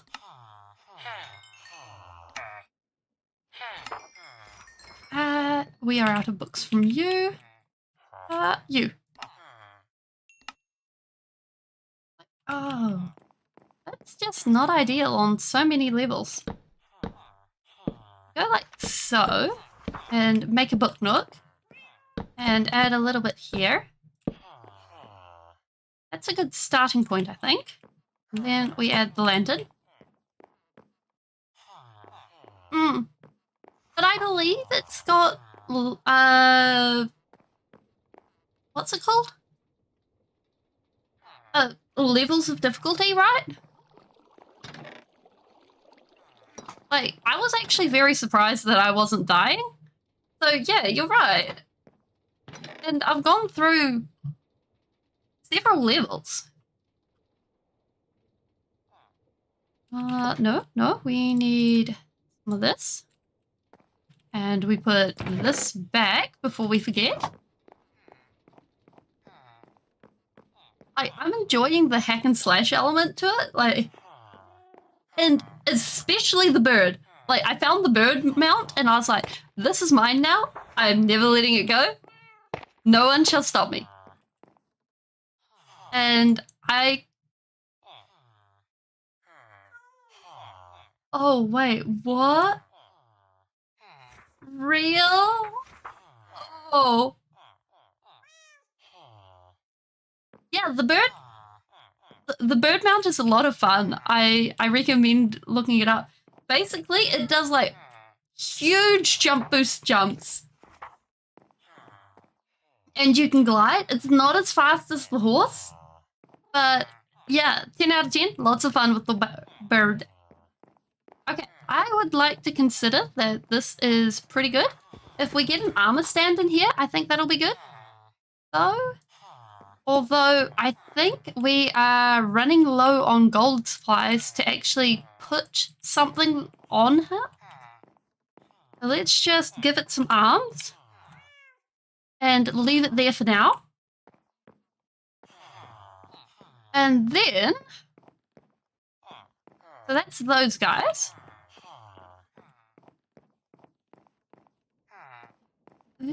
Yeah, you can. Like, I found most to an inventory full. I suppose you'd call it an inventory. I guess it's called an inventory. I'm thinking that we go for probably bring this guy out here for now. Oh, yeah, I did that. I have the armor stand book. And... oh, here it is. Yeah, I have this. It's from Vanilla Tweaks. And if you watch Hermitcraft, it's the same thing that Zombie Cleo uses on the regular. And what we've been doing with it is making statues, just basic statues around the place. Because I think that it kind of adds a little bit to it. And basically, the gold ones just fit the theme of the room. Yeah. And these ones are kind of like donated, I think is a good way to describe it. Although the one thing that we have to remember is the fact that the statues are entities. So having them all here is kind of going to be something to remember, because also the windmills, they're entities. Anything of these, they're entities while they're moving. So that's going to be... What the heck? Where did you come from? Oh my word. Yeah, it's gonna get lag. We're gonna get all the lag. But that's okay. That is why I like my computer. I guess he might have. Like, there isn't any room in the roof to spawn. And I suppose he might have spawned at night and then just ended up here? Maybe? Because there is spawnable space on here. Like, this is a full block. I would have thought that there was light enough here. Oh, that's just confusing. Anywho. Yeah. I guess. But that is why we have a mob door. Oh well. So on this side... Oh my word, no. Oh, that is just too horrifying to think of.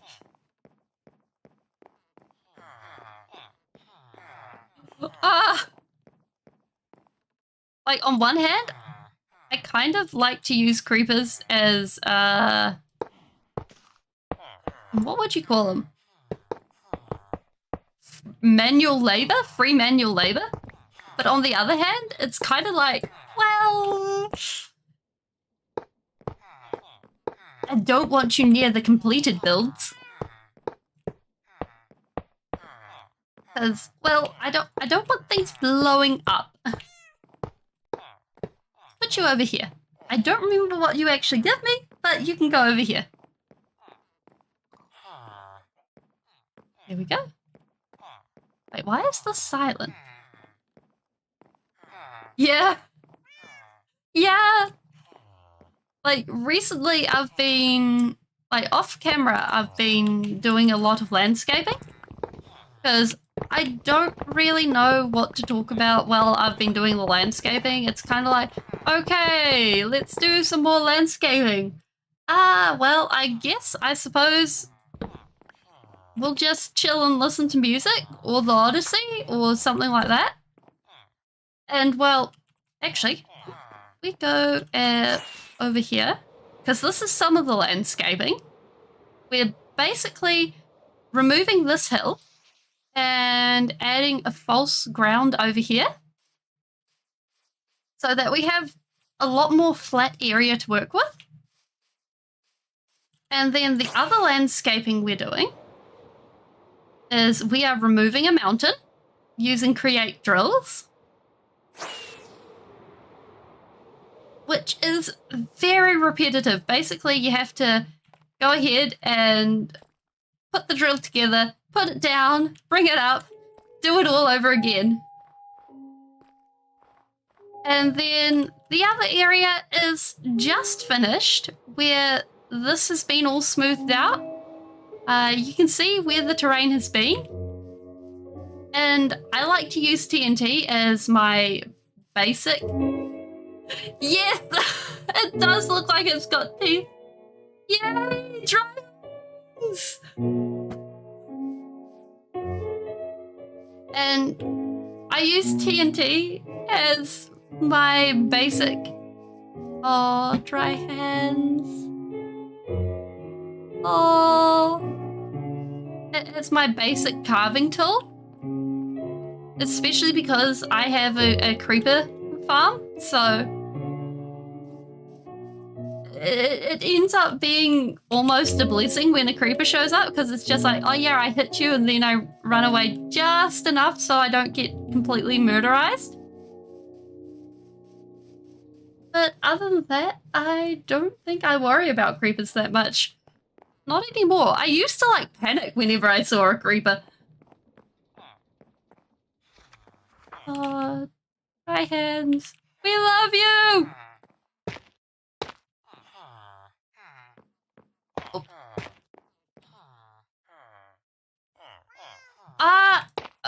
So I did consider making a hardcore world, especially modded. The only thing is, I haven't died that much in this world. Where is it? Statistics. No, statistics. Times died. Right? It is times died, right? Time since last death. I've actually died quite a bit. That being said, I have actually damaged out. It is times died, right? Deaths? Damage take. Never mind. I've died several times. Neither can I. Yeah, it's always that one statistic that I'm terrible at finding.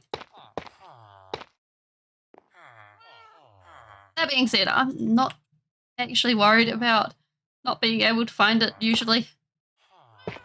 Like, that feels like a bit of a weird brag. Yes, I died 100 times. I'm kind of, like, I did try to do a modded hardcore world at the beginning of the year when I started streaming, but I ended up dying every stream. And it got to the point where I was just like, you know what, this isn't fun for you guys. I'm not progressing. I'm just building a starter house and the same stuff every episode. And it was just like, well, how about we just make this survival? Because I think the only mods I wasn't running were that were different to my mod pack were the it was the Incendium mod. Yeah, and I am not amazingly careful. I am not an actually careful player. It has taken me a long time to get to the level of care that I actually play this game with. And like it's a game that requires a yes, exactly. Like, and I'm someone who definitely plays stupid games, win stupid prizes kind of person. And I actually really enjoy hardcore too. Like, it's a game mode that I love to pieces. Like, it's a way that I actually enjoy. Just, I open the world and I'm like, yes, okay, let's go. Let's run a whole bunch. Let's see how far I can get before I inevitably get hit with a creeper, because 9 times out of 10, I'm going to die to a creeper. And we can't knock out all of those torches yet. But I have a problem. Because eventually it seems that it is always just this eventuality that leads to... That is too dark there. Just wandering in, getting hit with something, and then just gone. And I don't think it really helps because I'm not amazing at combat either. Now, where did we put our ender chest? Ah.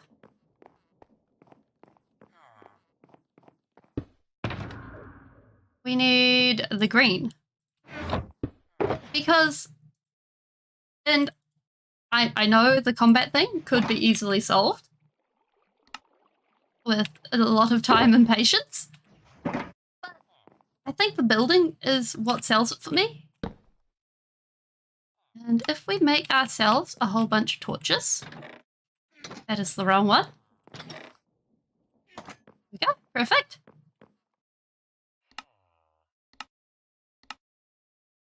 Brilliant. What we need is, I think we'll put in a bench over here. Because, like, I like watching other people do PvP. Like, it amazes me how people do PvP and the skills that they've earned through that sort of stuff. It's great to watch. And like, the whole 360 thing, amazing. That being said, I look at it and I'm just like, oh, I don't get how this applies to anything useful.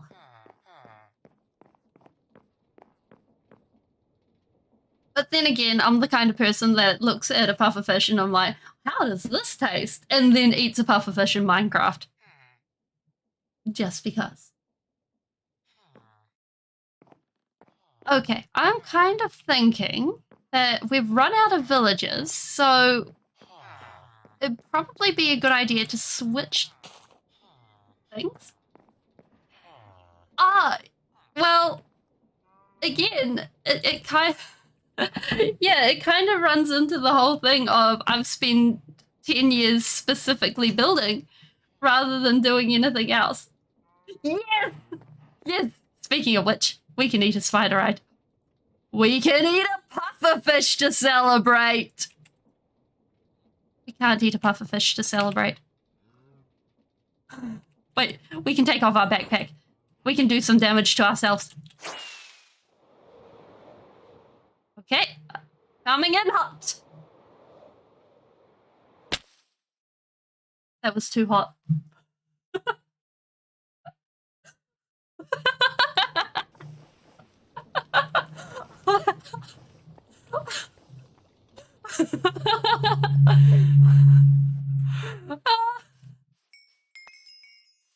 Oh, oops. Oh well, hopefully. Yeah, I was like, oh yeah, okay. We're pulled up, we're fine, right? No.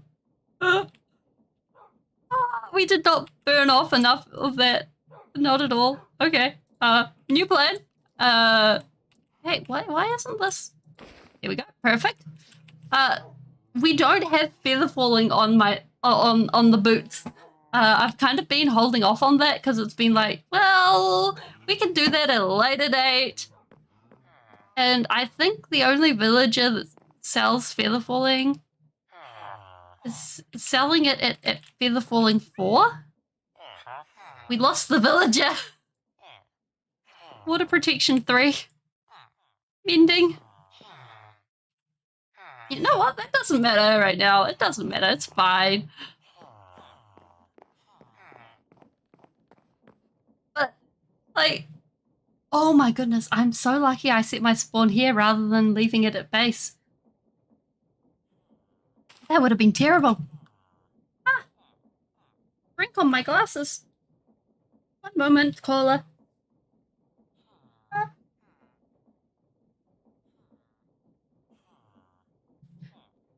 Oh dear. Oh dearie, dearie, dear. That seemed to have smudged them. One moment, please. There, glasses.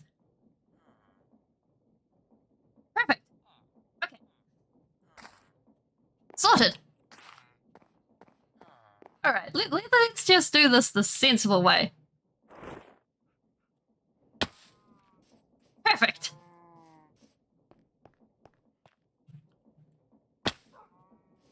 Okay. We want this pop-up. We need... Haha! Yes, that's the sensible way to do things. And now we can have our puffer fish. Perfect.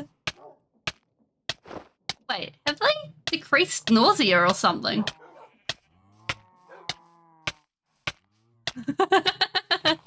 Yes, it's safe not puffer fish eating. It's the safe way to do things.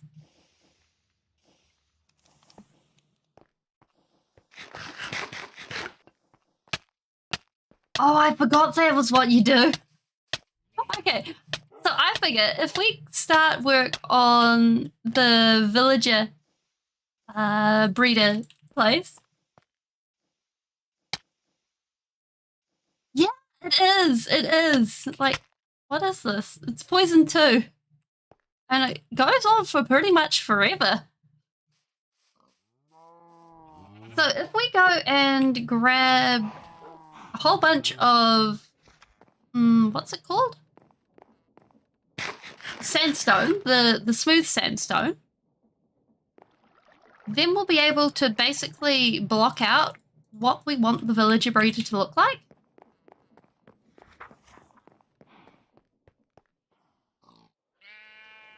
Oh, wow. I did not know that.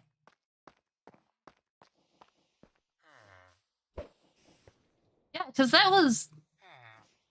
Like, when we looked at that when it was well in, it was at 11 seconds. I think that was like 30 seconds to a minute. Yes, exactly. What you learn with PvP. So basically what we're doing here is we're creating an archway so that it looks like it's two conjoined buildings.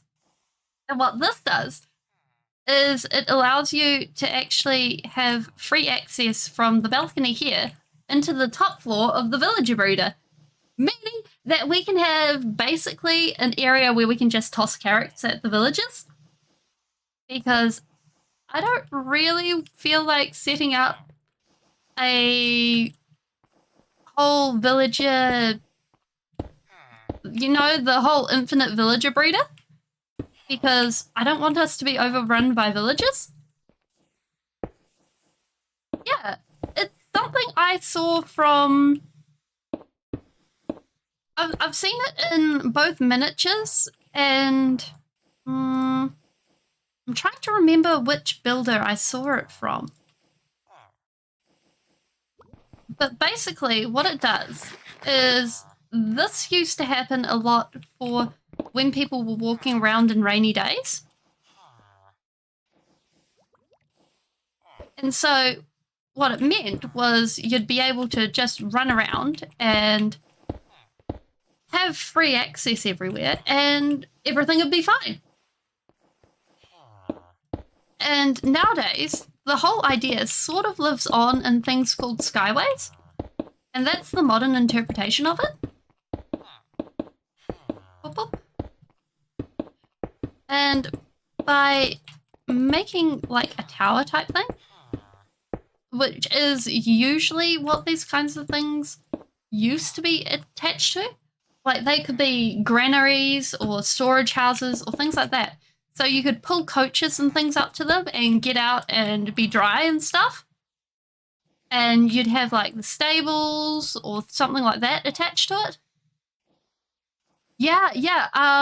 And what you do with the villager breeder is on one side you put a dip here, and this goes down. Not this far. You have that there, and then it pops up on the other side. You need to knock out, I forgot which bit. I think you put a half slab here. Maybe? I've forgotten. And then this comes out, And I'm thinking I put a door here so it can just cruise on off. This is not my design. But it's a design I've used for a very long time, and I'm sorry, I cannot for the life of me remember whose it is. But if you want an infinite villager breeder that is really easy to make and use, check out Logical Geek Boy. His one is... It does not need any maintenance or anything like that. It is really super simple to make, and it's what I used in my long-term survival world.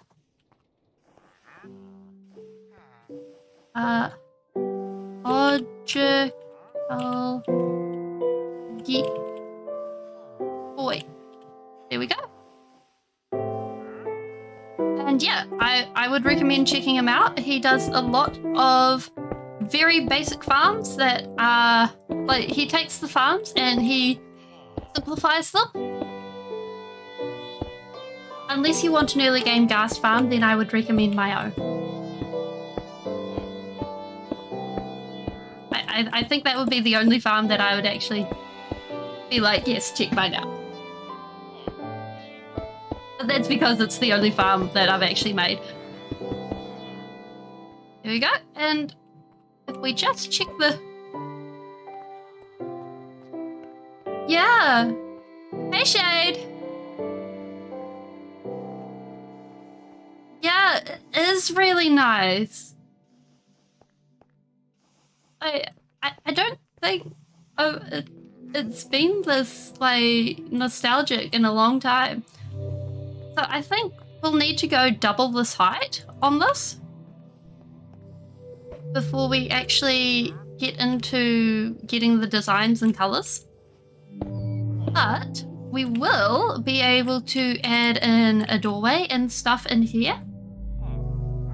How you going, Shade? Boop. So we finished all of the top floor, Shade, and half of the bottom floor. So now it is clean and clear. And I have not destroyed the all of the cleaning hard work. Papa. It is good times. Yeah. Okay, so that'll be our doorway. And let's just check. So we've got, it'll probably be easier from here. We've got 1, 2, 3, 4. And if we go probably 9 blocks up in total, so that's another 5, that should give us a good design. A good, not design, but what's the word? Proportion. And actually, what do you have on offer? Oh, you have cherry saplings. Nice. And then we can steal your donkeys. That's, I don't know, there's just something about these donkey designs that I am here for, and I love them, and they're adorable. We just grab some emerald.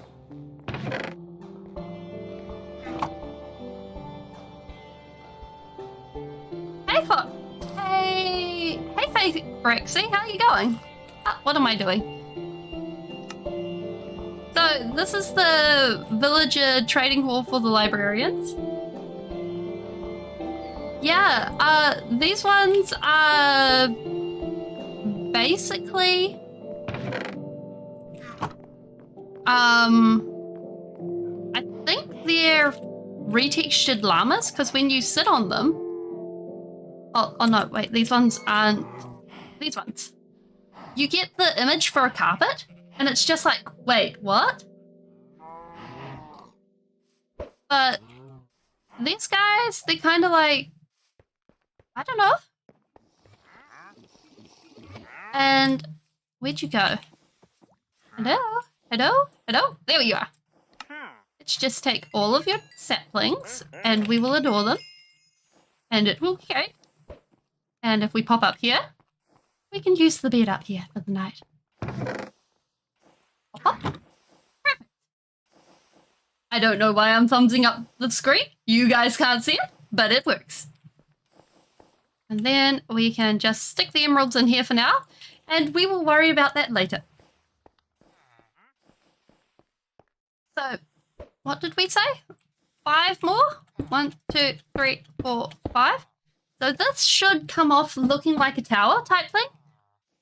And if we go ahead and we match the roof to what's happening here, it'll feel like it's all going together, and I think that'll be good. I was busy wondering why we were having her sounds.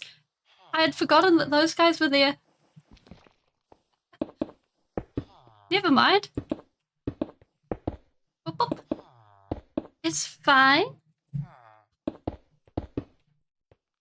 Because basically what we're doing here is we're blocking out the basic colors of what this is going to look like. And this is one way of actually having a build. Thanks, Fake. Yeah, this is going to be the villager breeder. That little hole there is going to be the door. And by blocking out the colors, we can have basically the details put on top of that. And that can make it so that it's going to be a much easier time later on when we're doing all the rest. 1, 2.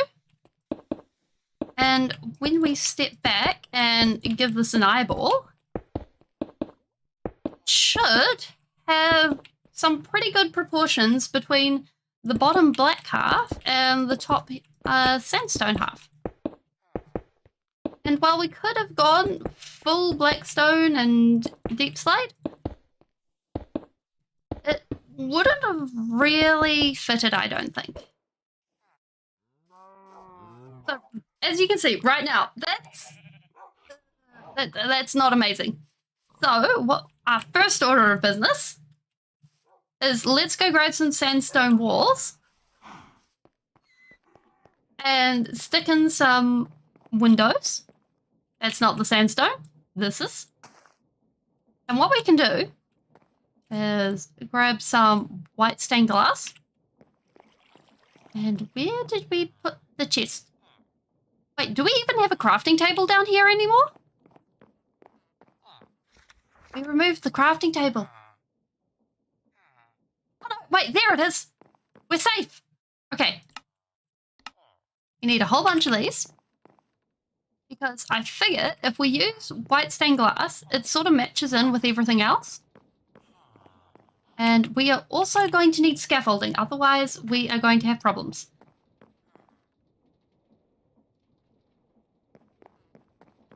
No?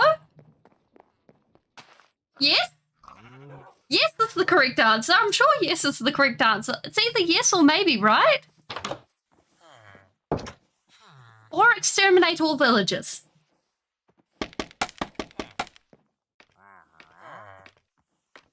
Surely one of those is the right... Now I know you're pulling my leg. Okay, so we know we've got the door there. And basically what we can do is we can go around and ignore this side for now. But go ahead and knock out basically...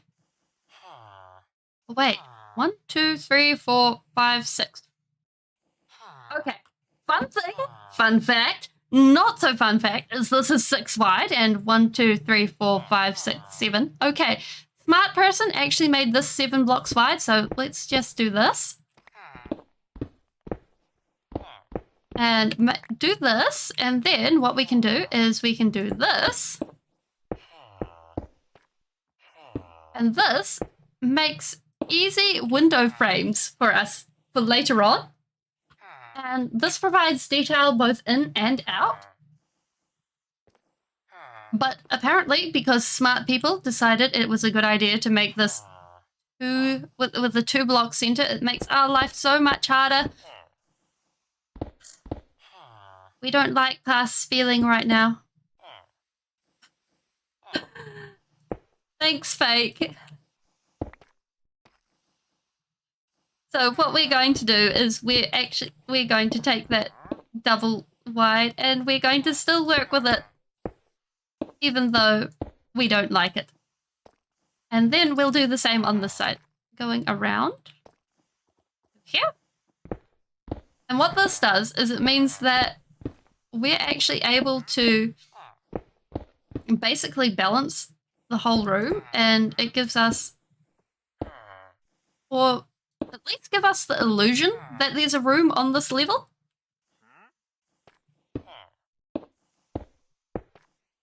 And then, once we grab all these and come down, also, I'm never sure if villagers are going to go and walk on the scaffolding. So it's always a good idea to make sure it's out of villager reach when you are working around a villager breeder, just for safety's sake. Speaking of which, I'm sorry, sir, but you've surpassed your purpose. Please. I wish for something that you are not selling. Thank you. Here, donkey, donkey, donkey. Thank you. Yoink. Yeah. And especially when you add, what's it called? Moss? It just, like, moss and scaffolding working together, best thing ever. So, from here, we got some basic windows going on. And what we can do is we can break out our Viridium again and our Endstone. This time around, we actually got some Endstone this way. This one.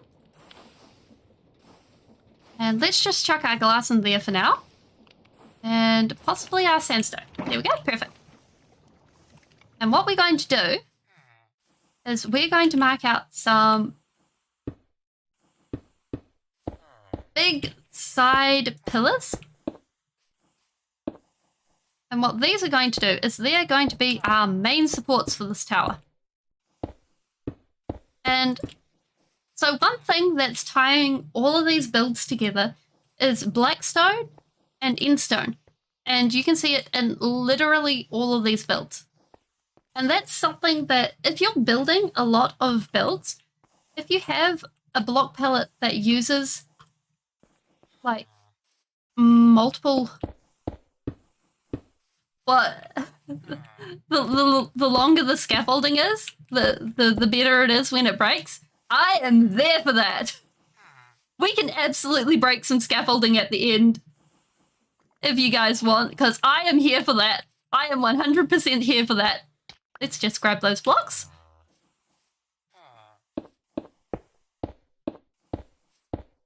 Bump, bump, bump. And then what happens is this actually becomes basically fortifications for your builds so that it doesn't feel like it's falling apart or basically this giant square.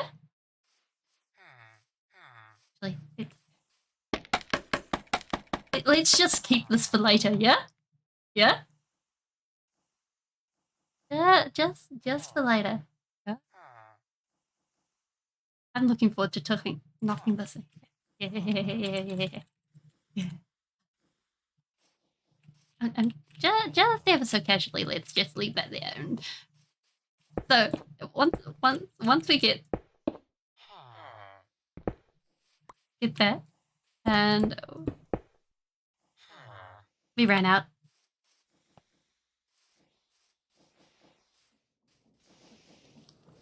We can go ahead and okay. I'm actually hyped to see that full. with putting basically having words, having things that are blocking your towers.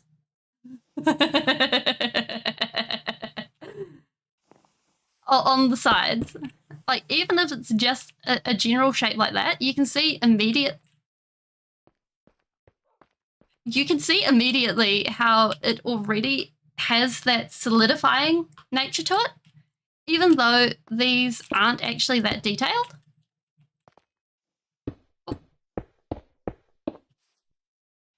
And you can go ahead and add so much more to it.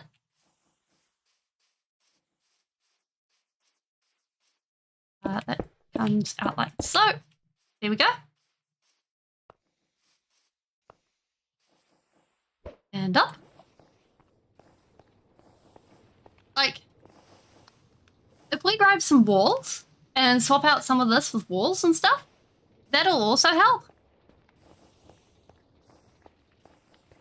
We don't have to wait. It's sitting there. It's just asking for it.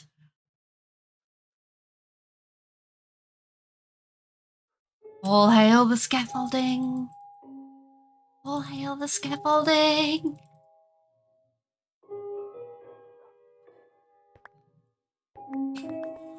We needed that.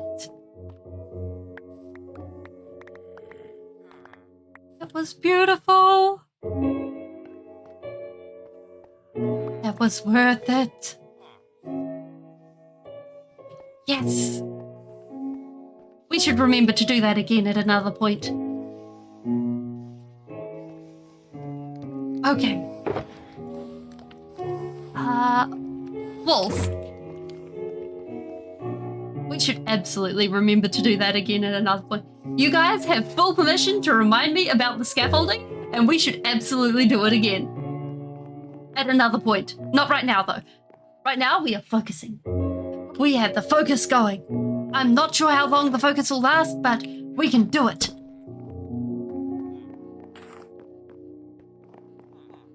So.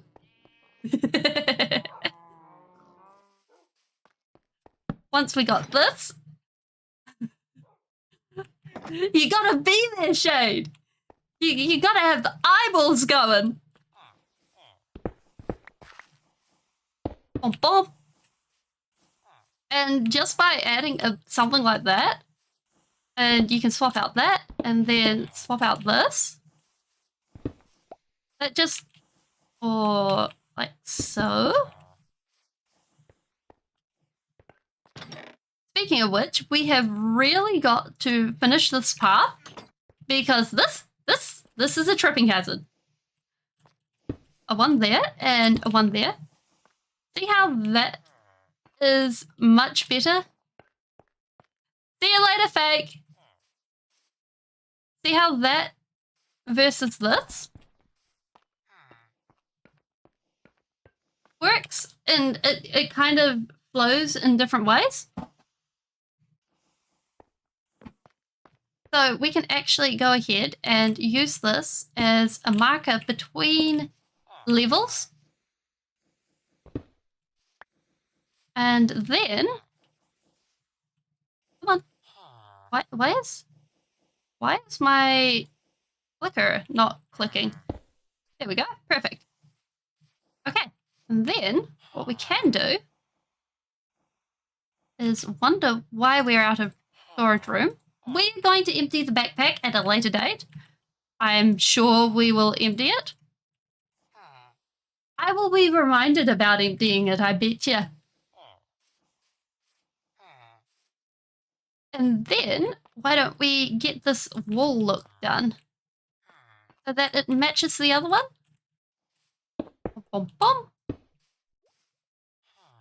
And what you can also do is like add color detail through here, like knock this out. And that also adds a little bit of extra stuff. I swear I'll tidy it. I swear, I promise. That is going the wrong way. Oh, yeah, we back up like this and then slap that in. See, stuff like that. And that works. I promise I'll tidy it. There will not be another situation. Okay. And then this one. I promise, Shade. I promise I'll be good. There will not be another 5-hour backpack cleaning session. At least.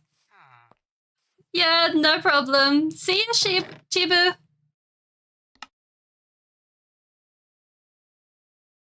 I promise that it won't be as bad again. I'm clearing it out after stream. It'll be fine.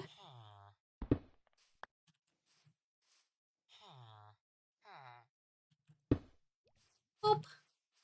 Okay. Wait, that ain't right. Okay, we need to get rid of this one. There we go. That's better. That's actually looking like it's supposed to now. That one. And that actually looks more supported now. And we can actually continue a pattern like that heading up. And if we just do these corners. Boop. Boop. And boop. And that gives you a general just patterning of how things can go. Now, if we remember that this one is 7 blocks wide on the inside, or at least on this wall part. So this one will probably be 9 blocks wide,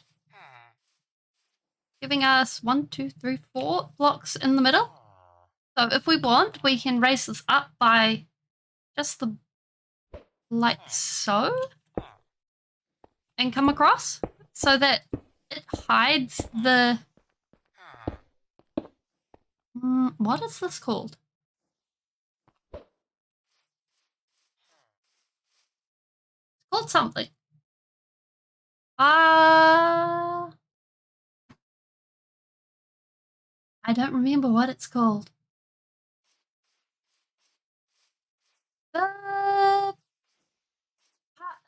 It's not a partition, the transition. There we go. That's the word. The transition between the black and the sandstone. And it, by actually adding a feature, it makes it more workable. And then if we add our little C-shapes. One. Oh, one. Wait, what? What have we done here? Oh, I see. We did a thing. There we go. Perfect. We need a C shape here. 1 and 2. And then we need a wall. Ah. The infamous terrible counting has struck again.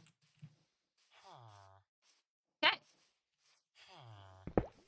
Now we will be able to go ahead and put some more in there. So that when we're able to do the rest of it, it'll be fine.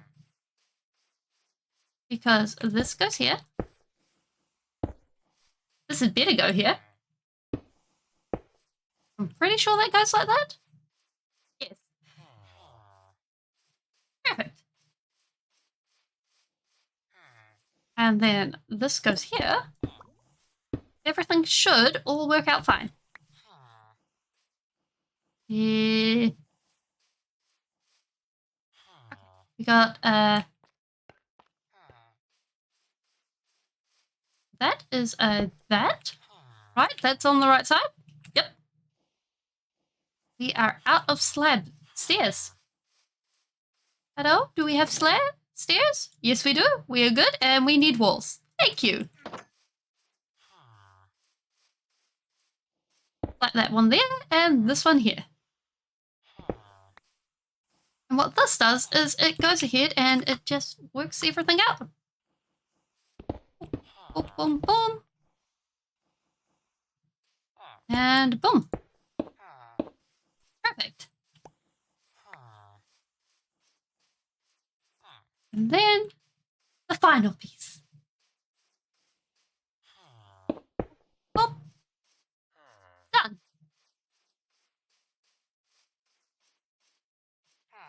And then let me pearl, please. Okay, I'm kind of getting confused as to why my buttons aren't buttoning. Did I forget to pay my button tax? If I've forgotten to pay my button tax, I'm a bit worried about that. If I've forgotten to pay my button tax, I may be in trouble. Wait, is there a button tax? Is there a button tax I didn't know about?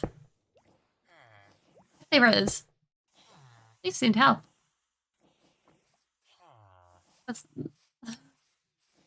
We may be in trouble. There may not be enough functioning buttons left for us feeling to live on. Perfect. One of those. One of these. We are working. Can we click on this? Up we go.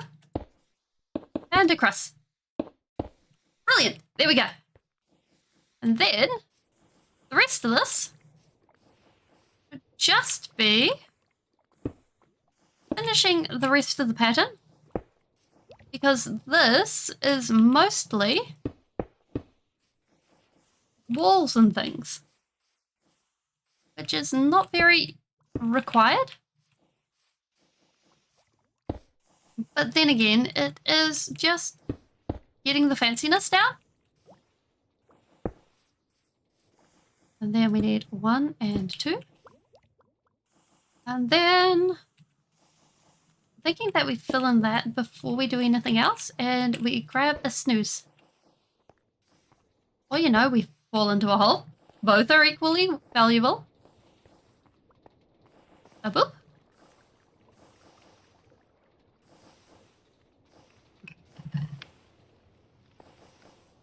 Okay, so that should be most of this level's done. Boop, boop, boop. Perfect. Okay, so that gives the first level a lot of anchoring. And as you can see, it very much makes it more, what's the word?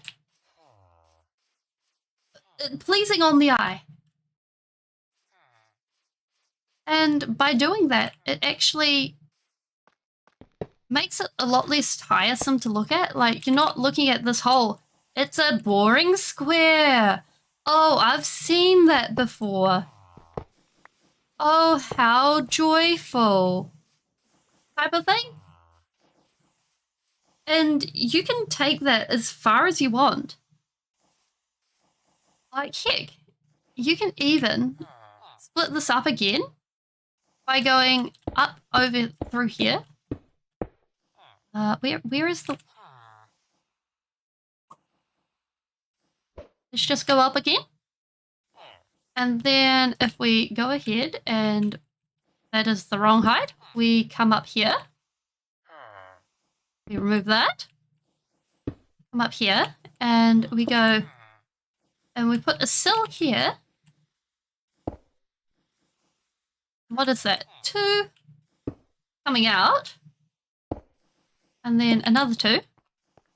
So this gives us sort of like that look of something holding things. 2, 3. And then we're deliberately missing this corner because we're sticking on one of those there. And we can do that on all of the corners. And then we come along. Do, do, do, do, do, do, do, do. And what this does is it goes ahead and gives us the basis for the next level of poshiness. Poshiness? Poshiness is the word, right?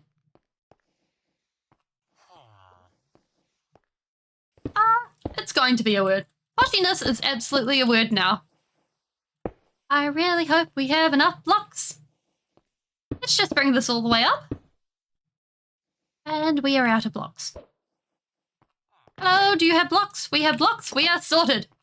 Okay, So you can see how that immediately, this side, it makes it have more weight, but it also looks like it's been built at a different time than this building over here.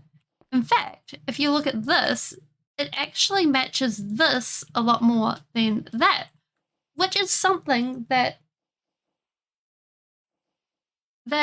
you can sometimes need to do. Hey, Braxy! Do you prefer fake or Braxy? Boom. So what we're going to be doing is we're going to be finishing the facade on this. Braxy. Okay, I'll remember that. We're finishing the facade on this, and then we will be done for the day. And what we're doing is we are making it so that this looks like it's actually kind of older than this building here by how we're doing the facade. Because if you look at the way that this is all shaped, it doesn't really match this. In fact, it actually more matches this over here. And I'm kind of doing that deliberately. So, good time to go and slap things. And what we're doing is we're adding some stairs, and we're only doing the top halves on most of the sides. And then we're also adding the bottom halves. Or, you know, we can fall down and then make our lives a little bit more difficult to the rest of the place. 1, 2, 3. Nope, that's too many stairs. And by doing that sort of thing, like making buildings feel like they're different ages but still feeling like they're a part of the same place by using the same materials, can actually make the place feel like it's got age to it and not like it's being built in the same time period, if you get what I mean. Not like it's been built overnight. And if you're learning, if you're really trying really hard to polish your building skills and get them up and really amazing, and you want to keep your old builds, then it helps sort of disguise your old builds in amongst your new builds. If you're kind of like, oh, I'm not sure if I want to tear down my old builds or not now that I'm seeing my new builds. And you may appreciate that if that's something for you. So we got, what is this? 1, that is the wrong block. There we go. 1, 2. Okay, cool. And then 1. Perfect. Okay, awesome. Boom, and a boom. Okay, and now we should be on the home stretch. And so basically, in doing this, it's something that what details you add to your builds is also very, very personal. Because you can get people going, yeah, you do this specific technique and that'll get you this specific look. And that is the way to detail things. But personally speaking, I don't think that's really the way to do and get or do it and get your style. Kind of like baking a cake or making anything really. Yeah. Just by adding a layer of detail, it makes it so much more. Or, you know, we kind of missed a bit here. I just realized we need a stair there and a stair there. And one here and here. Yeah. Oh, I have so much to say about half the building YouTubers that are like, oh yes, yeah, you need to build like me to get an amazing build. Like, no, absolutely not. I tried building like Grian when I started building, and no, that is not how you do things. That is, yes, it works for Grian, but I am not Grian. I will never be Grian. And no one should be expected to think that they have to be Grian or Mumbo or Flip or anyone to expect to be a good builder. No, absolutely not. It's the same if you want to be a good PvPer. You shouldn't be expected to be Dream or Technoblade or anyone. You are you. And don't expect to go around and be someone else. It will not work here. It will not work off YouTube. It will not work anywhere in life. Because if you can't be you, then you're no one. It won't work. And I will say it as many times as I have to, because the most worthful person you can ever be, it is the thing that of worth, the most worth you have is being you. More than a house, a car, diamonds, it's being you.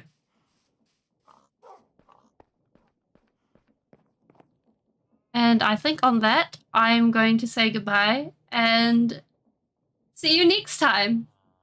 Bye!